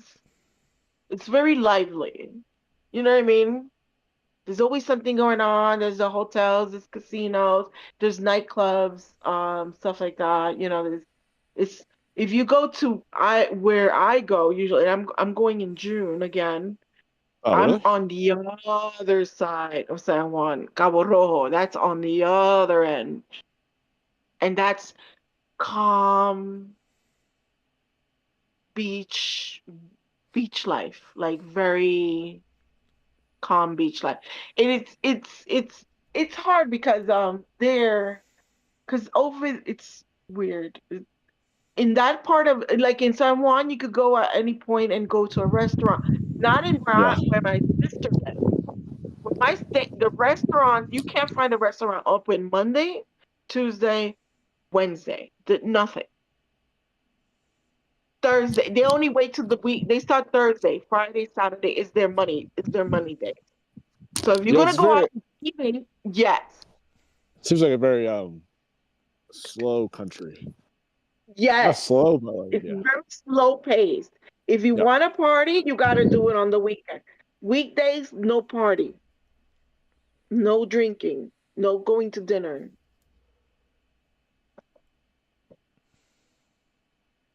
It's like everything is shut down. Yeah, it's kind of weird. But San Juan is very different. San Juan is where the life is. So there you could find anything open at any time. Yeah. That's why I liked it originally. But Yeah, I want to travel more and around. it's beautiful. San Juan is Yep. beautiful too. Oh,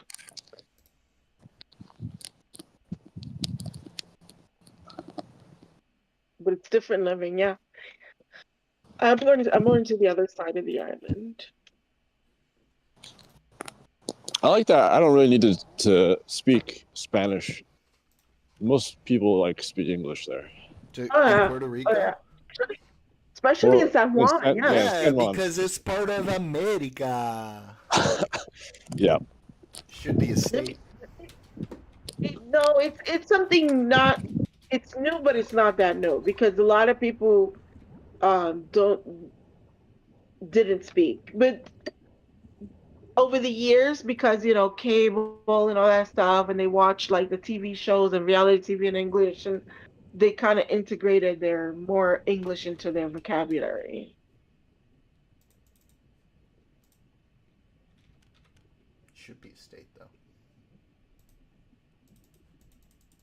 My two nieces, they're like 11 and 5. They are they speak perfect English, And they live in but Puerto Rico.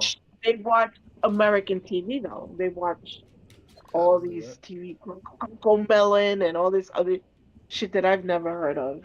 Coco Melon. Um, yeah, I've I've never heard of even. that. I have no idea what it is.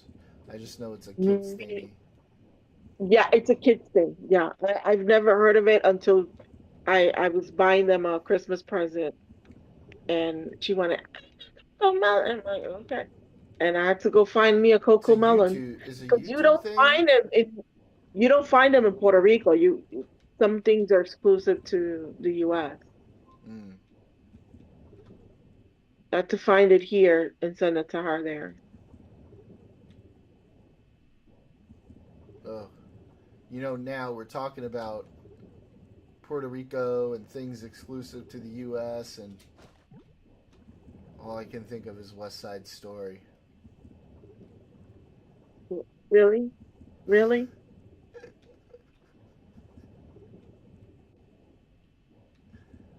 What do you want from me? Okay, I was raised on musicals.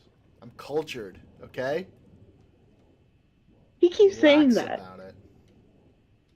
Hey, I'm not cultured. Sorry, I didn't say you weren't cultured. I'm not. I'm Uh, not. I admit it. I'm not cultured. I would. wait, I'm wait. not. Have you never seen West Side Story? I like to live in America. I think every Puerto Rican has seen that. Okay, good. Okay. I don't like it. Ah, I think I've only seen parts Joe, of it.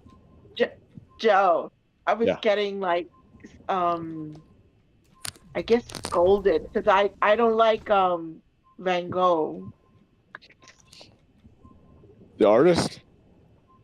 I don't like his work. I don't think it's that great. And Uh, these guys were like, "See, that's Oh, exactly the fuck reaction I off, got from Daniel. everyone else." Go ahead. You can fuck right off with that, Daniel. Until you try it for yourself, feel free to fuck all of the way off. what'd Daniel say?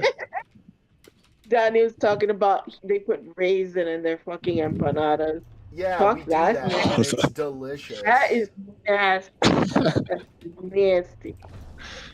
It's correct.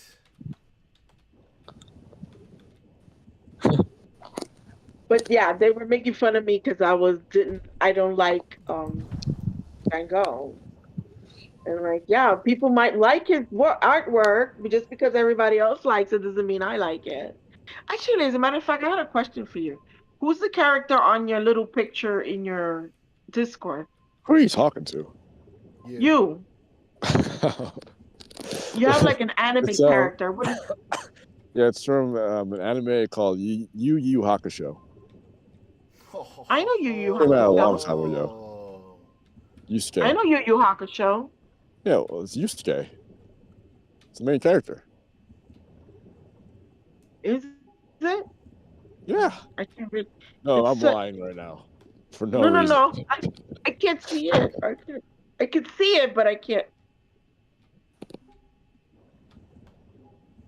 It's very weird. Yeah, I never seen him. Yeah. I know Yu Yu Hakusho. I have my actual profile, my like real picture on here, but then I started talking shit in Destiny's chat, so I just switched it. Huh. And we get fucking doxxed.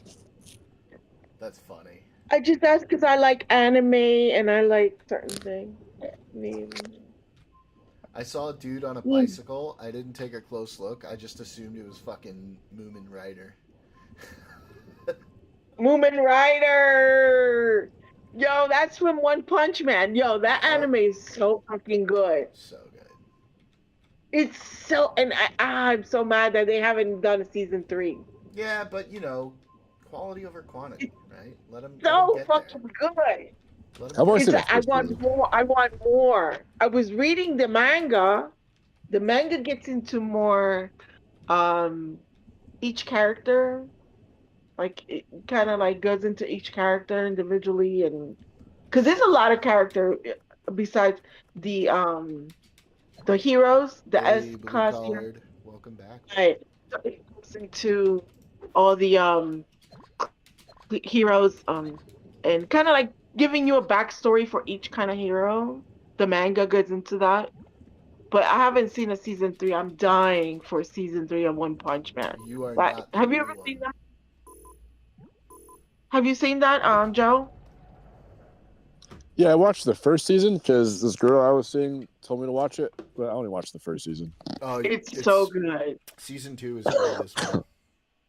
I don't remember what the first season was about. Rewatch I it. forgot. It's worth it. Yeah. Yeah, I hate that. I hate when I watch a show and I have to rewatch the whole season just to remember what happened. Bro, it's like 12 episodes. Calm down. That's a lot. I have a backlog of shows. They're to only watch. like 20-something minutes. You'll be fine. You can get through that Oh in my like god, what? you don't remember what it was 4 about? hours? I might do it. What were you saying, I Candy? watched a lot of anime, including JoJo's Bizarre Adventure and all that kind of I stuff. need to That watch show JoJo. sucks. But One Punch Did is you one hear of those that? things. One of Candy, the did you animes hear that what you he don't. just said? No, what? Go ahead, Joe. Say it again. Oh, that show sucks. JoJo's Adventures, whatever it's called. JoJo's Adventure Yeah, it's is not for everyone. Yes. awful. I wouldn't say it sucks, but I don't think it's for everyone's. It's not everyone's taste. I kind of like more the beginning seasons where it started, and then when it started going into something else, I'm not. I'd say up to season 4, I think I liked it, and then after that, it was like, they missed the It's mark really after long, that. right? I think they're up to season 9 or 8 or 9 or some shit like that, maybe more.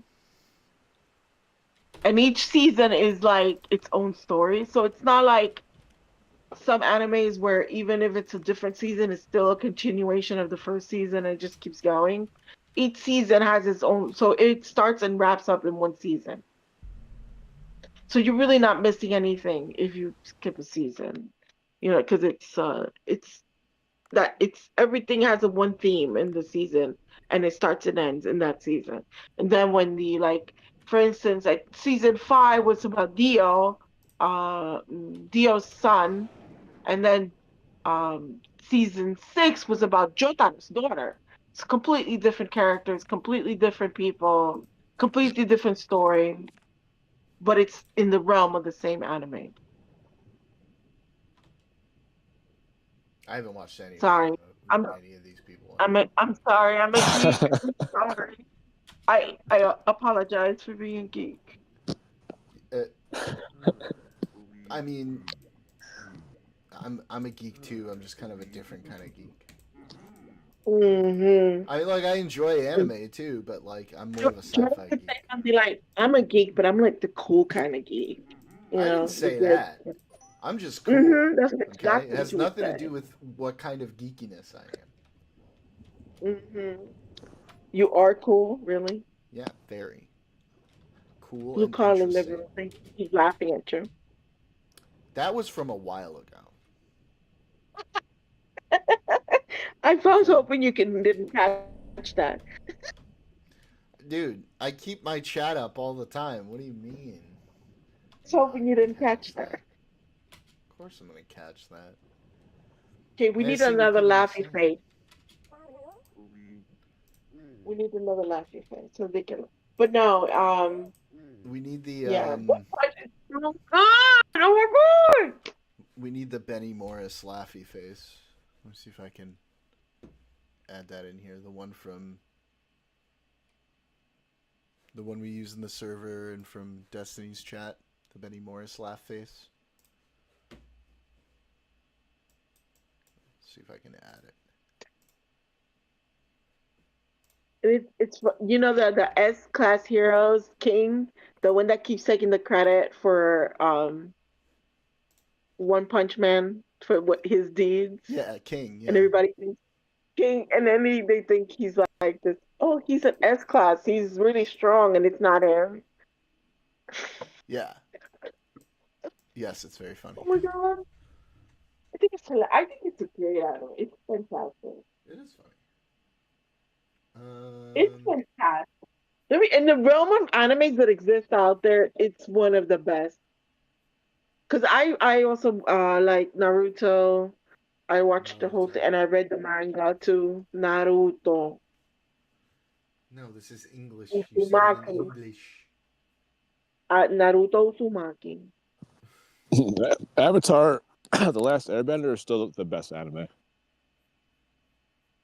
So, Yes. Yes. so I Yes. am. When it comes to my favorite anime, I definitely have the boring vanilla choice, but I just love it so much. It's always going to be Dragon Ball for me. Yeah. I used to buy the VHS tapes before, because they would come out before the TV show on Cartoon Network. Nice. Toonami. Yeah, I showed Jordan, I have the figures. The action That's figures. that's a little too much. I have, I'm just you don't kidding. know. I have like a ton of action figures. You name it, I have it. Krillin, Piccolo, Goten, Gotex, Pan, Gohan, Chi-Chi, Damn. of course, Goku Super Saiyan 1, 2, 3, 6. The each one had it. The Cell Saga, the Cell. I have Frieza. I have Vegeta. Oh my god, I have all of them. Do you still watch it? I stopped watching after GT. Now, yeah. Super is so good, dude. What are you doing? I mean, I don't even know Um, which one that is. but I do agree. The Last Airbender is Super such an is the amazing. one that But Is that the latest one? I would sorta. put The latest one is Daima, but it's kind of like it's a GT like spin-off. But Super Okay. is the one that continues the story um, after the Boo Saga. Dragon Ball Z now with 2 scoops of raisins. I swear to God, yeah, Daniel. the I last swear to God. the Last Airbender is amazing. Also, Full Metal Alchemist, the original one, not the Brotherhood, was really good. Um, Samurai Champloo, you ever seen that one? That Samurai one's really Champloo. good. Champloo, Ploo. Never heard of it. Yes, it's Never really heard of it. fucking yeah. I'm into anime a lot. Uh yeah, but Last Airbender, I just love the progression of the characters. It's like Zuko for it. My favorite character actually is Gaara in Naruto. Naruto.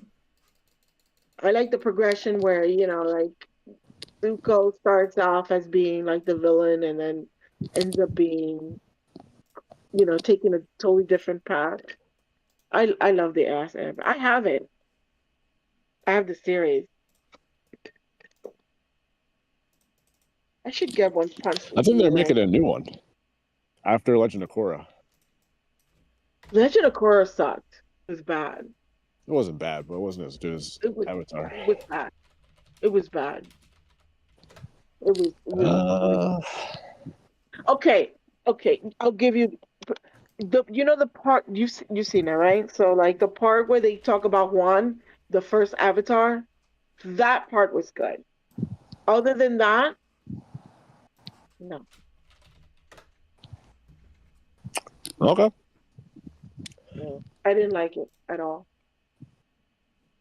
Well, that's like your opinion. Yeah, Well, it that's was just like terrible. your opinion, man.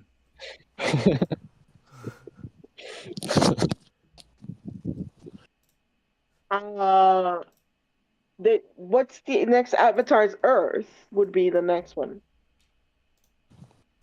I'm not sure. It's like after Legend of Korra.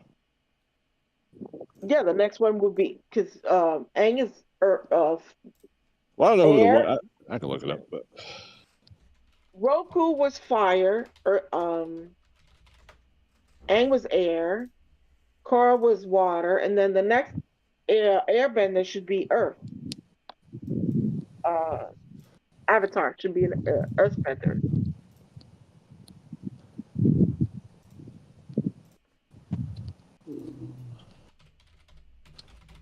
Okay. Here we go. Yes. Got it. What you get? Nothing. yeah, it is Earth. Okay, let's see. But yeah, I did like that. The only part that I like about it was that, and then what other?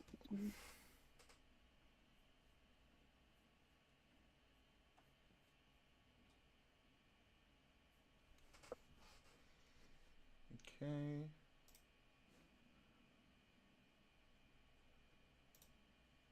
There we go.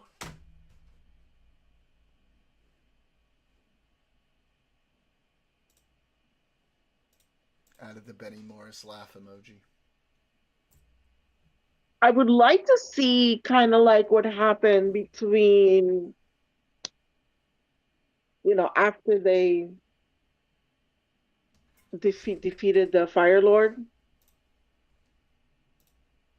There's a lot of time where they did do some books. They didn't do the anime version, but there's some books. I have actually maybe two of the books. I think I have where it was like a comic book, but it was actually a hardcover book. Where they tell stories of kind of Zuko's mom. Daniel just said that in Oh, in chat. yeah, Yes, one of the books talks about Zuko's because it kind of like the Avatar ended not knowing exactly what happened to Zuko's mom.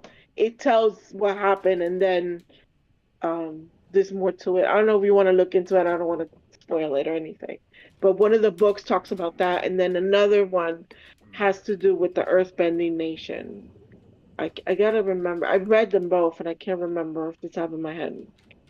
Um, I don't know. with the Earth, The Earths. but it would be nice to see what happened to them as they grew up and got older. Because Korra takes after Aang dies, so Katara is old and stuff. What happened between them? I know they released some again books, but it would be cool to see some of that too. Yes, Zuko's mom. That's it. Uh, I know I'm a nerd. Sorry, geek. Sorry. I mean, like I've literally watched all of Star Trek like 5 or 6 times, so you're fine. I've Aang watched lost Star the Trek. will to live like Padme in Star Li- I've watched Star Trek each series 5 or 6 times. Wars. That's So what there's I'm the saying. original, the Next Generation, Deep Space Nine, Yeah, that's what I'm the saying. I'm watching Deep Voyager. Space Nine again right now. Isn't it weird, kind of curious sometimes when you watch it again, you notice something that you didn't notice to begin when you watched it the first time? Yeah, I mean, like, You pick I up on feel other like little that things like, happens with like anything you rewatch. But for me, the one thing I can just watch over and over and over and over and over again. It doesn't matter how many times I've seen it. I'm always going to notice something new. Is the Matrix trilogy. I'm over the nature. I haven't, but the ones I've discovered, like I kind of pick up on something new, is the Lord of the Rings series. Are you watching the Rings of Power? Yeah. Mm. Was that good or no? Huh? First season was okay. Second season was really good. Second season was better, yes. First season was,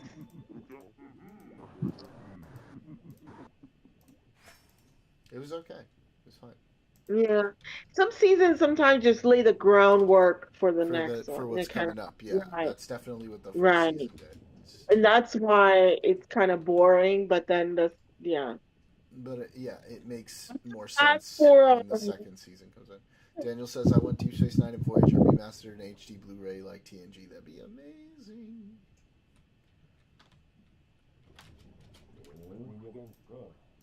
um,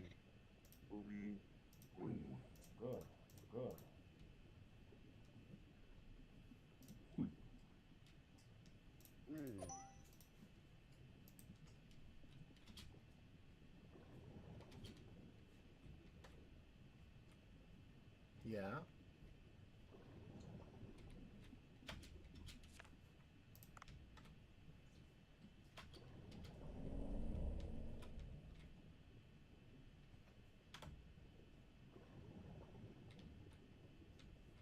Can I go this way yet? it's No. sad. It's sad what happened to Celebrimbor though. Yeah, but I mean, like, we know that that's gonna happen to Celebrimbor. Yeah, I know. That was always gonna happen to Celebrimbor. I know. He was such a good guy. You get invested in the characters, and we finally find out that that fucking guy that fell from the sky is Gandalf. God damn. I knew that shit already. I knew it was gonna be I, Gandalf. Come on, I, I was get the either fuck out of what here. was it? I didn't know. I wasn't sure it was Gandalf. By the way, we just spoiled that for Joe. Oh, did it? Joe, did you watch it?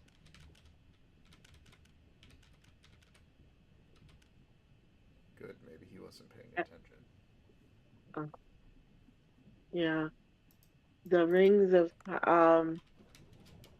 yeah, yes.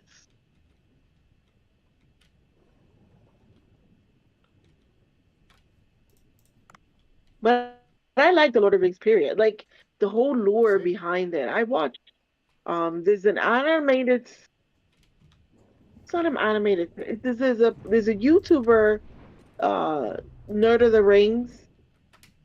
I don't know if you Uh, heard of him. Nerd of the Rings. no, I Oh did my this God. thing called reading the books. Listen, but he gets into so much detail. Yes, you Everything. can Like, get that detail everything. if you like read the Yeah, extended I don't universe, I don't like think I would. the I don't think Silmarillion I and would. shit. Because it's not all in the book. It's also in other unreleased Yes, but content. a lot of that stuff ends up getting released as part of um, like collections of his notes and stuff. But like, if you really want to like get into like the history of Middle Earth and shit, you got to read the Silmarillion. Right. But I'm saying like this person is a YouTuber. You got to watch him to understand what I'm saying. He gets into each character, everything from the beginning, like, and he takes references from the books, but also he says, okay, it's also said here in something Mm-hmm. that's unpublished. It's not the unpublished things. They Yep, also references his this part, notes and and he stuff. gets yes, and Yeah, he I know. gets so it's You know, you amazing. can read all of those notes, right? Like it's publicly available. I know. No, no. It's No. too much work. Oh my Time. god. It's too much work.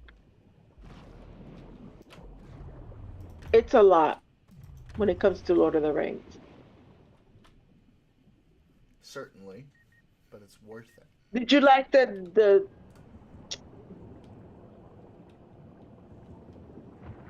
Did I like what? the oh my God, I can't I'm drawing a blank right now. The story with Bilbo, The the Hobbit? trilogy. There you go. Yeah, it was good. I enjoyed it. I love that.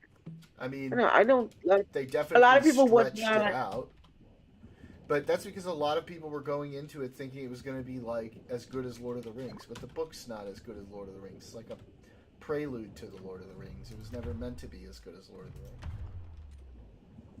I think I think a lot of people just like kind of like the fight scenes.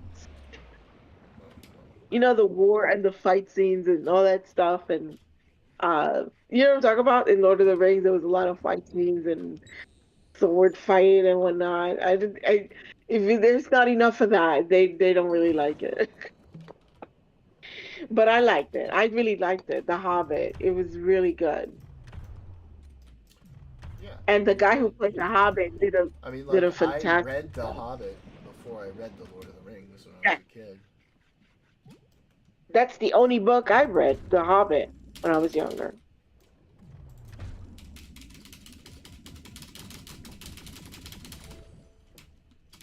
I really liked that they finally gave us Tom Bombadil in the Rings of Power because they left him out of the Lord of the Rings movie, which I get because it's kind of hard to write Tom Bombadil cinematically. Where was Tom Bombadil? Season 2. What, I'm trying to remember. I don't remember. So you remember the fucking weirdo dude that Gandalf was hanging out with for a while? Oh, yeah. Yeah, Yes, that yes, was Tom Bombadil. yes, yes.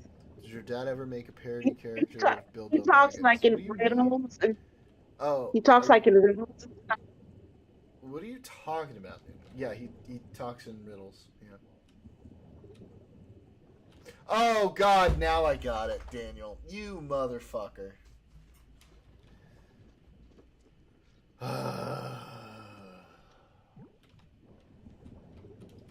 Look at him laughing at you. degenerates. You're all degenerates. Let me say, yeah.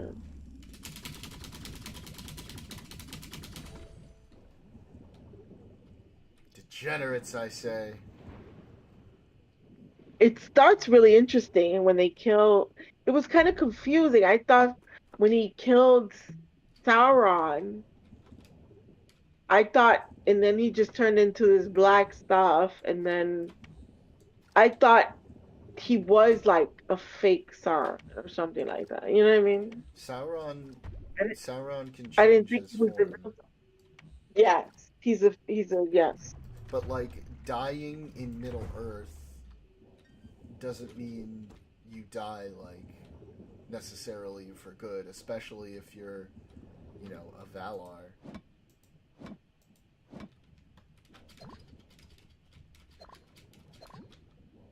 Was he a Valar or Mayar?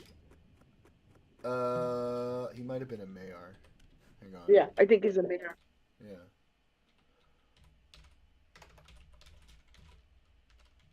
Gandalf is a Mayar too. Mayar's the ones that do magic and like Yeah, illusions. he's a He's like Maya. a yeah, Mayar.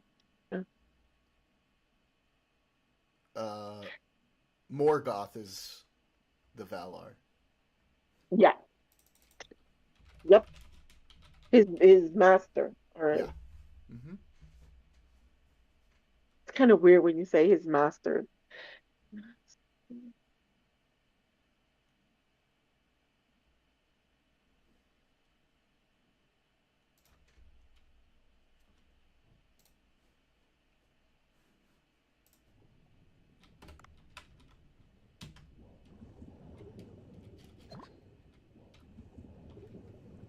I could never be. I know it's a random thought, but just for master, I would think I could never be a dominatrix. Oh, jeez. And you would be mistress, I not master. right. I couldn't be a mistress. I if I hit you hard, I'd be like, oh my God, I hit you. You have to have like that, you know. Whoosh, whoosh. I couldn't do that. I'd be like cringing, That's like, okay. no, I don't It's want to not for hurt everybody. You're a little too you. vanilla. I get It is. You know, it. it's one of those things that you're kind of like, I wish, damn, I was a little more like that. You wish you were a little more like a dominatrix? In a certain respect, they're very, I don't know, strong. I guess, yeah. So I couldn't like hit or torture somebody because I couldn't. I just couldn't. I mean, torture is one thing. Some people tort like the nipples hanging from like a freaking. Yeah, but if you like it, it's not really torture now, is Did it to me? it? Yeah, because you don't like it. I'd be like, you want me to do what? Oh my God, no, that's I mean, torture. I don't like it either. It'd be torture to me too. But to people who like it, it's the opposite of torture. Yeah, I don't know. I think that's a good skill set to have to be able to do that To kind of torture thing. somebody?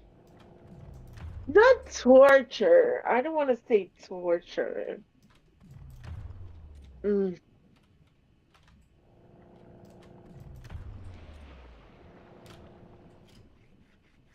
Still on a phone call, but I'm listening. Yeah, this is a very interesting I conversation, think Sleepy. I'm I'm even like I can't even do I don't know. There's more to a dom than pain. I mean, it's true. Yeah, it's true, He it's ain't true. But I'm lying. just kind of like referencing that part of that aspect.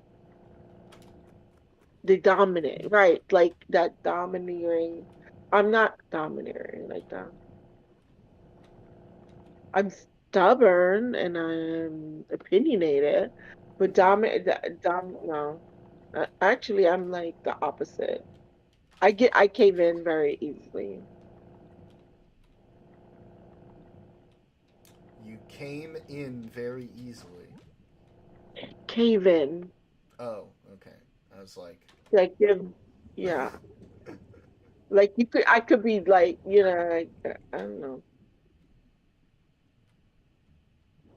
Unless it's something like illegal, like you could pretty much be like, do this jeez. for me, and then and give me like a pouty face or something like, cook me Wow.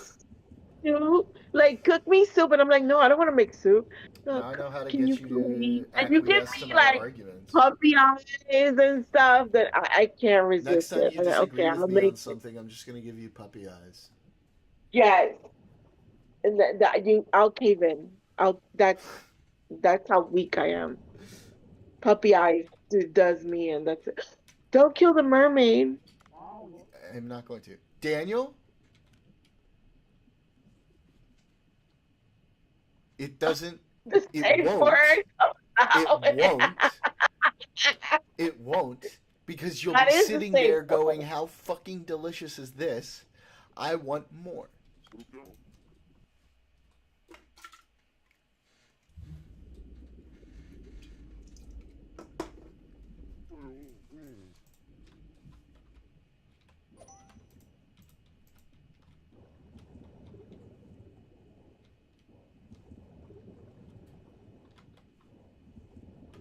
Oh,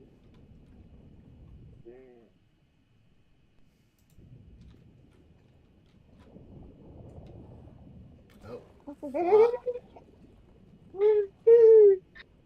Zombie mermaids. Safe word is raisin empanadas. That's a long fucking safe word. I know it should be one word, but we can't have empanadas without raisin. Am I right? You can't have empana, empanadas de Without carne without picante raisin. without raisins. Every other type of empanada you can have without raisins, but Do not you if they're like? carne Do you picante. like? Do you enjoy spicy food? Um, I mean, it depends on how spicy it is, but like I can handle it. Mm, I'll take one for the team. Try some raisin. Well, they're not raisin empanadas. They're carne picante, and each empanada has like 2 to 4 raisins in the whole thing. okay. If you ask them for raisin empanadas, they're gonna be like, "What the fuck are Oh, you talking about?" oh my God.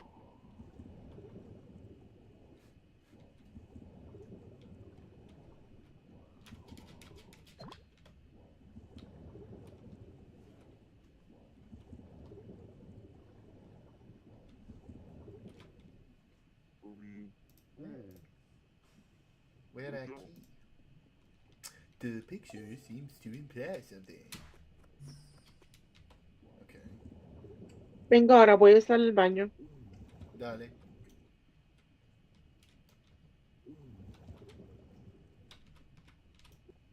Oh, well, did that like a dummy. Okay. Beep. It's not a raisin empanada. Holy shit. And I've literally made them for friends, like American friends, and they were gone in like 5 minutes, and everybody was talking about how fucking delicious they were.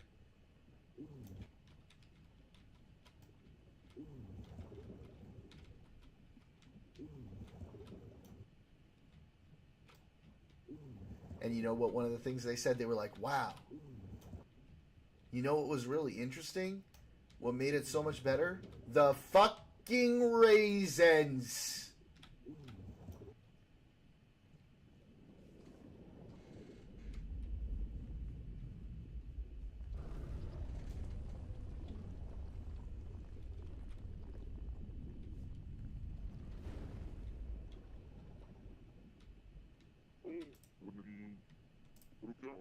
Damn right.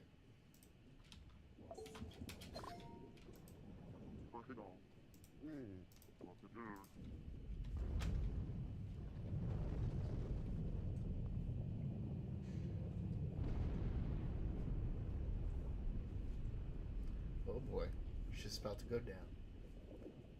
Oh no, it's the fucking zombies.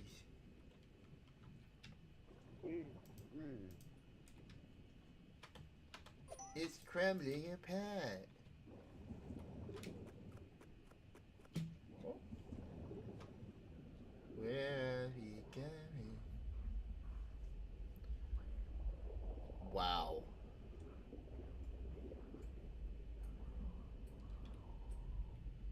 I don't even know what to say to that.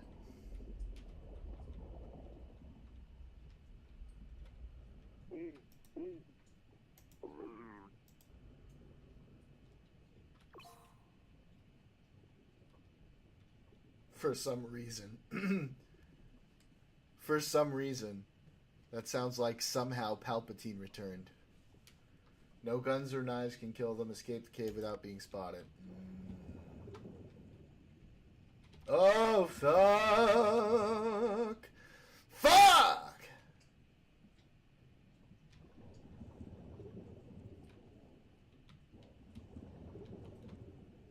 Okay, gang.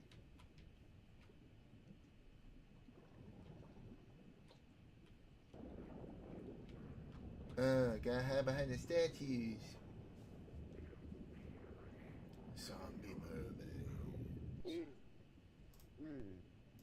Yes. Okay, come on. Move, guy. Get out of here, buddy. Oh, fuck. Okay, that was scary.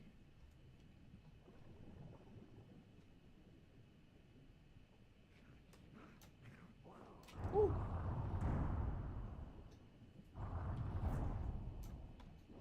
I'm not your buddy, guy. What's going on over here? Oh, chompy thingies.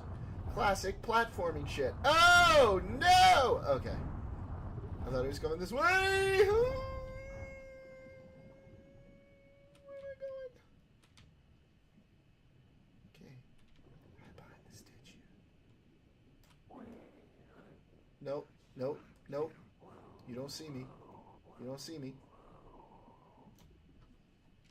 Oh, literally just for the fucking 50 gold coin fucking plate? That's it? I almost died for that. Let me see.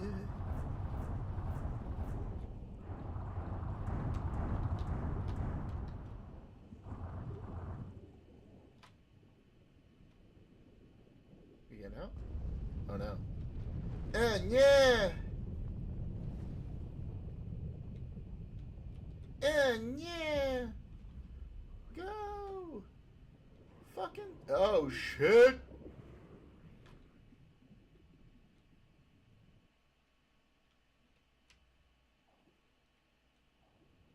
Did we get out? Okay, we got out. Heavy breathing underwater.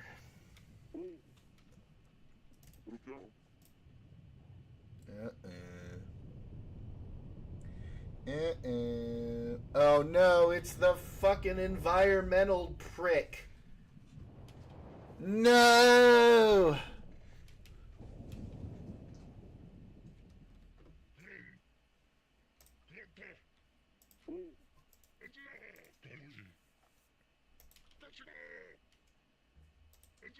Fucking John Watson. I'm back. Dickbag Supreme. Oh, look at what you did, bro. Look at what you did, you piece of shit.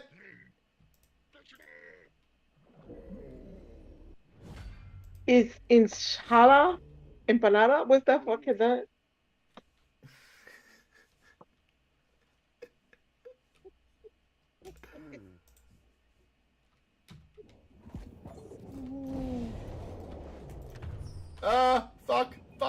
Fuck. What am I doing here? Oh, I can Are like you throw that guy? it back at him. Fighting that guy? Yeah, it's that fucking dude again. Ah! Ouch. Oh, he's coming Ouch. for. Oh, he's coming for. Oh, he's coming for you. Got a grappling hook and shit. Ow! Fuck! I literally swung it. I'm gonna go eat some raisin empanadas. Ah. Good for you, bro. Enjoy them. See ya, buddy. Oh! Ow. Ow! I was not ready for this fucker.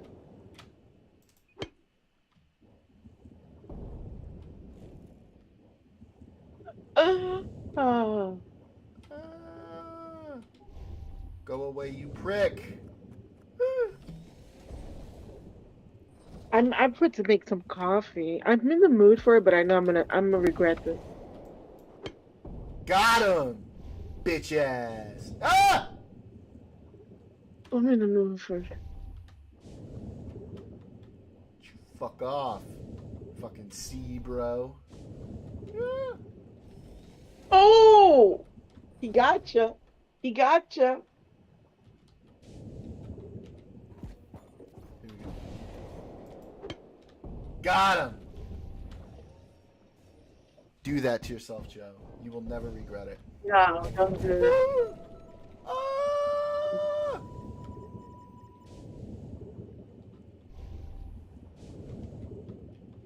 Bro, this guy is so annoying!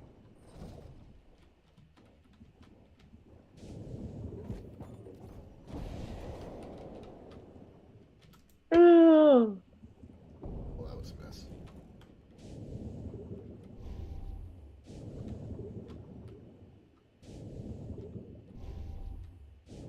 Ooh, that was close. Did you see that JD Vance keep getting booed everywhere he Yeah, I saw goes? that. Okay, can I do this?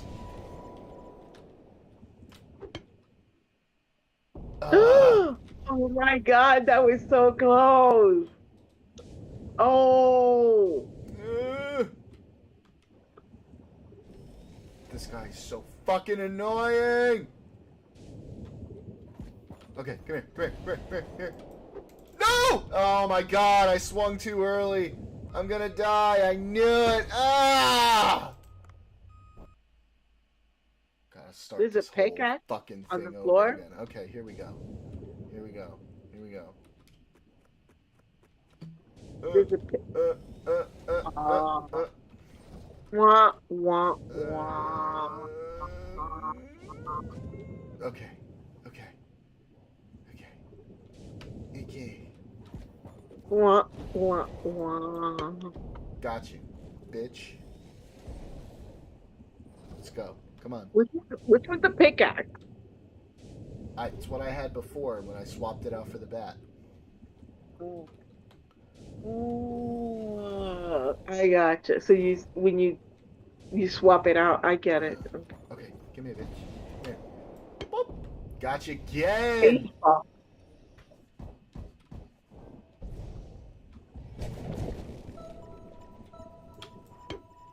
Ooh, got you again.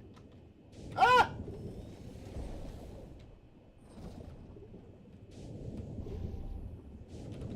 Come on, come on. Shoot another thingy at me. You son of a bitch. Ah, you suck.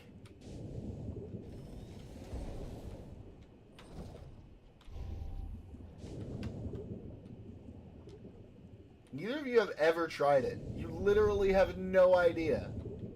Disgusting. How do you know? How do you know? Because some people do put in front of other stuff, and it's like gross. Dead. That literally meant nothing. What you just said. That meant nothing. It meant nothing to you. It meant You everything just to said me. people put other stuff in it and it's gross. That's nothing. No, that has other nothing to people do put- with what we're talking about. People put raisins on other types of So foods you don't similar like to empanadas. raisins? Is that what you're saying? You just don't like raisins? I like raisins by themselves, not cooked raisins. Listen, let me know when you develop a palate, okay?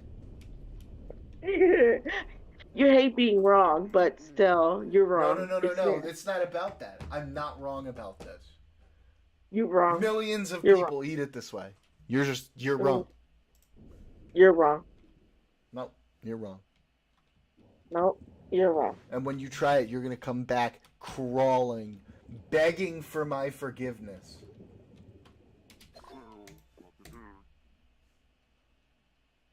I wouldn't count on that.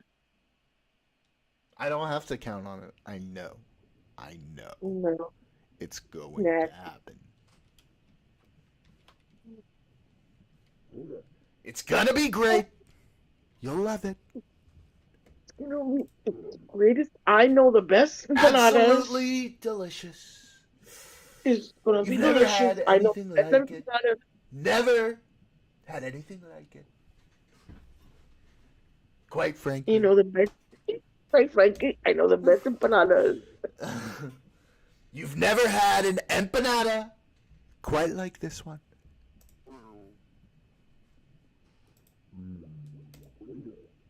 That's so crazy. Millions in fact people Millions, in fact, billions of people eat my raisin are saying, empanadas. eat my raisin empanadas.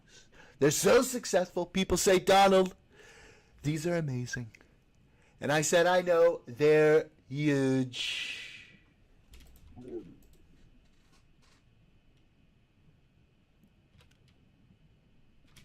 Speaking of huge,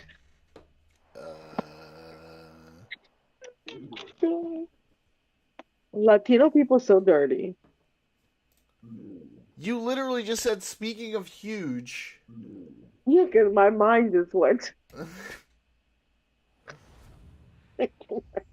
There was a what's his name? Raskin. Jamie Raskin was holding a press conference, and behind them there was guys Oh um my. holding up signs saying like Nazi is no good and all kinds of stuff. So one of them is holding a sign upwards, and as he's holding the sign, his pants are getting like tight in the, I guess, midsection, and Girl. you could see the outline. What are you doing? You could see the outline of it. Why are you staring So at this man's junk? I was. I wasn't even at that point. I wasn't even listening to what Jamie Raskin was saying. I was You're just just looking at. distracted by the penis. Oh my God. Oh no, not the cringe signs. That was painful. I think these were other signs. But yes. No, the this. signs Yeah, were it was the. cringe. It was Jamie Raskin had Listen, a listen, press listen, conference today. listen, listen. His name is Jaime. But Jaime, Jaime Raskin. Jaime Raskin.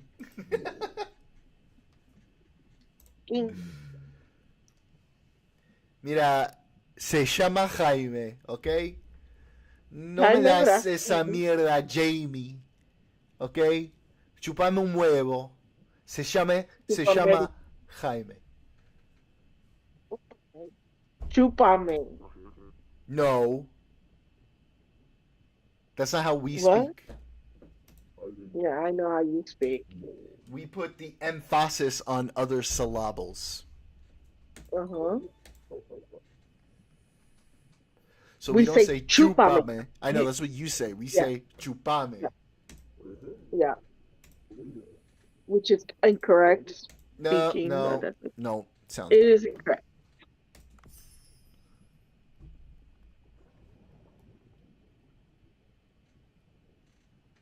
And we do that with a lot of our verbs too.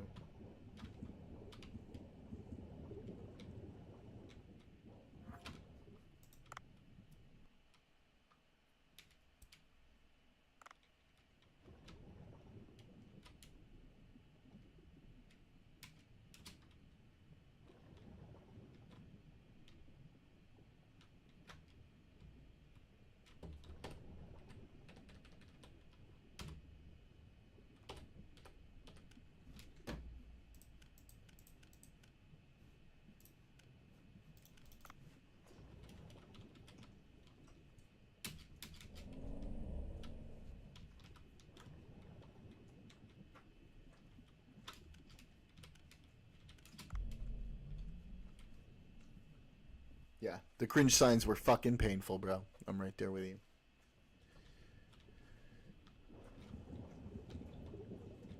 See, we got a shark in here? There any sharks in here? Yeah, we got any sharks?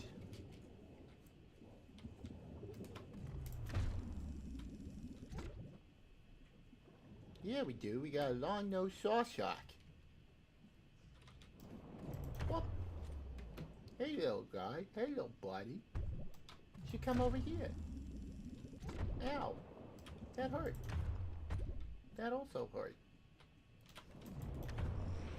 Oh.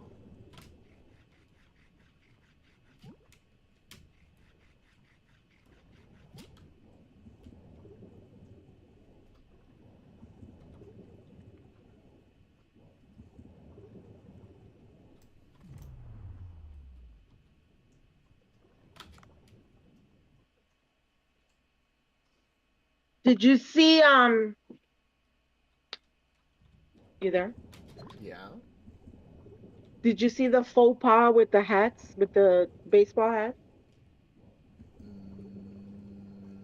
I don't know. They Look, redid Tiny was they saying they should have put the meme face of JD Vance saying please and thank you on the signs. um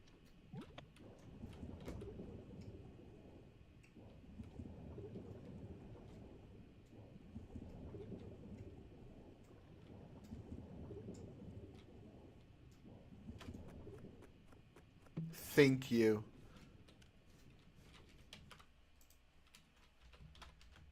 what are you thanking?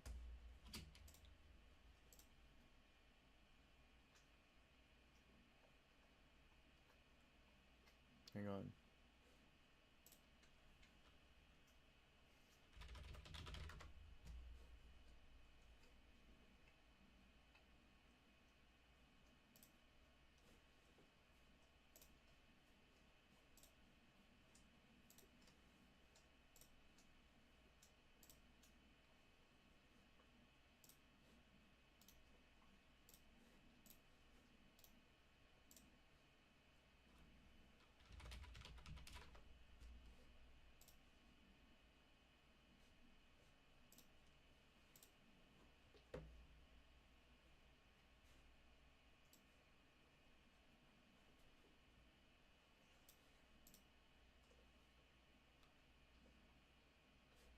Give me 1 second.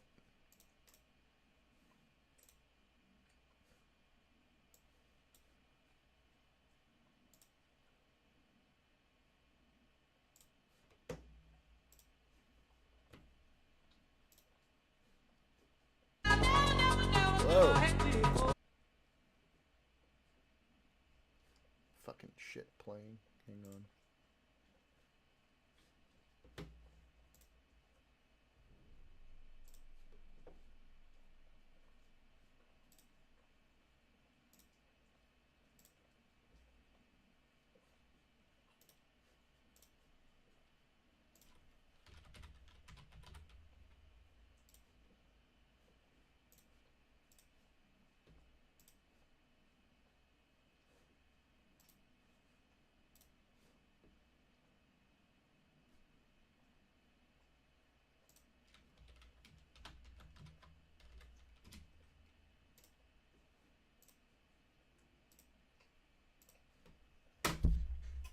I had to go and had a whole emote just to do it. Just for you, bud. So Major League Baseball created these new hats where the team name is overlapped by the logo. Uh-huh. So they didn't think this through, um, because the Texas Rangers is now the Tetas Rangers. Look in the chat. Look in the chat. Look in the chat. I posted.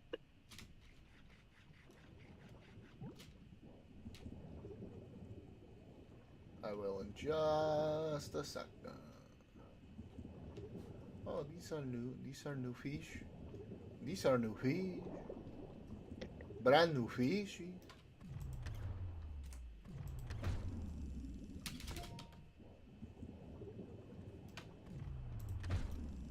Little fish.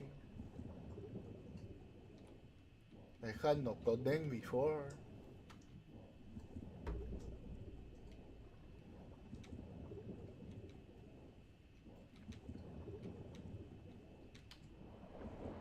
Ooh. Fucker. I'm about to run out of air. Fuck. Oh no. Bad situation. Bad touch. No!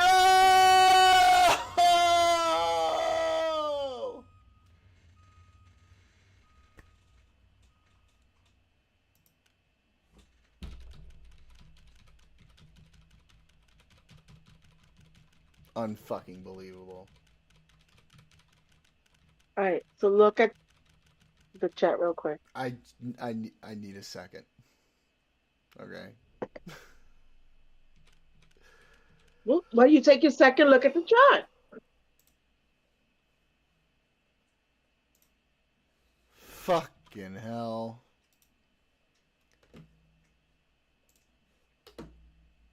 Very good. Lovely. It's very funny. Right. God damn it.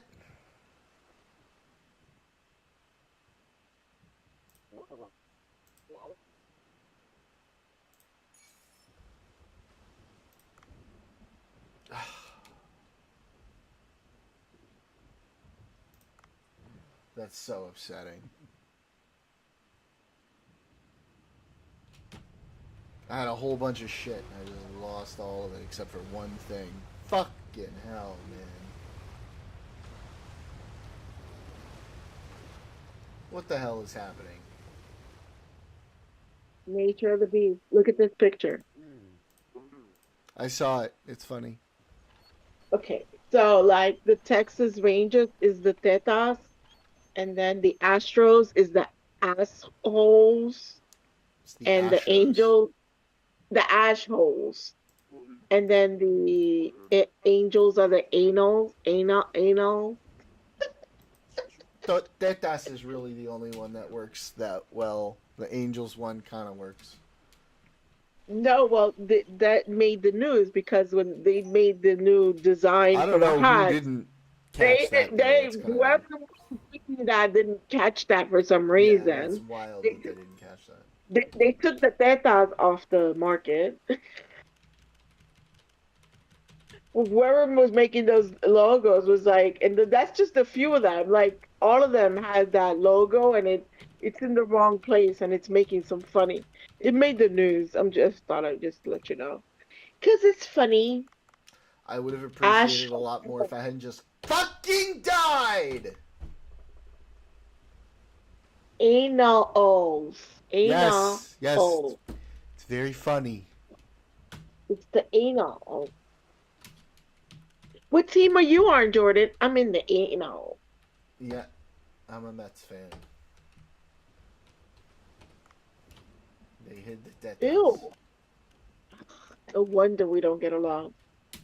Oh, because you're a fucking Yankees fan? Everybody hates you. Hello, Everybody hates the you best guys. team. Literally everybody hates you guys. Rage quit. Okay. Everybody! It's time to go to bed. Or at least finish the stream for the night. Thank you so very much, everybody, for tuning in. I will see you all on Monday. Have a beautiful weekend. Bye-bye.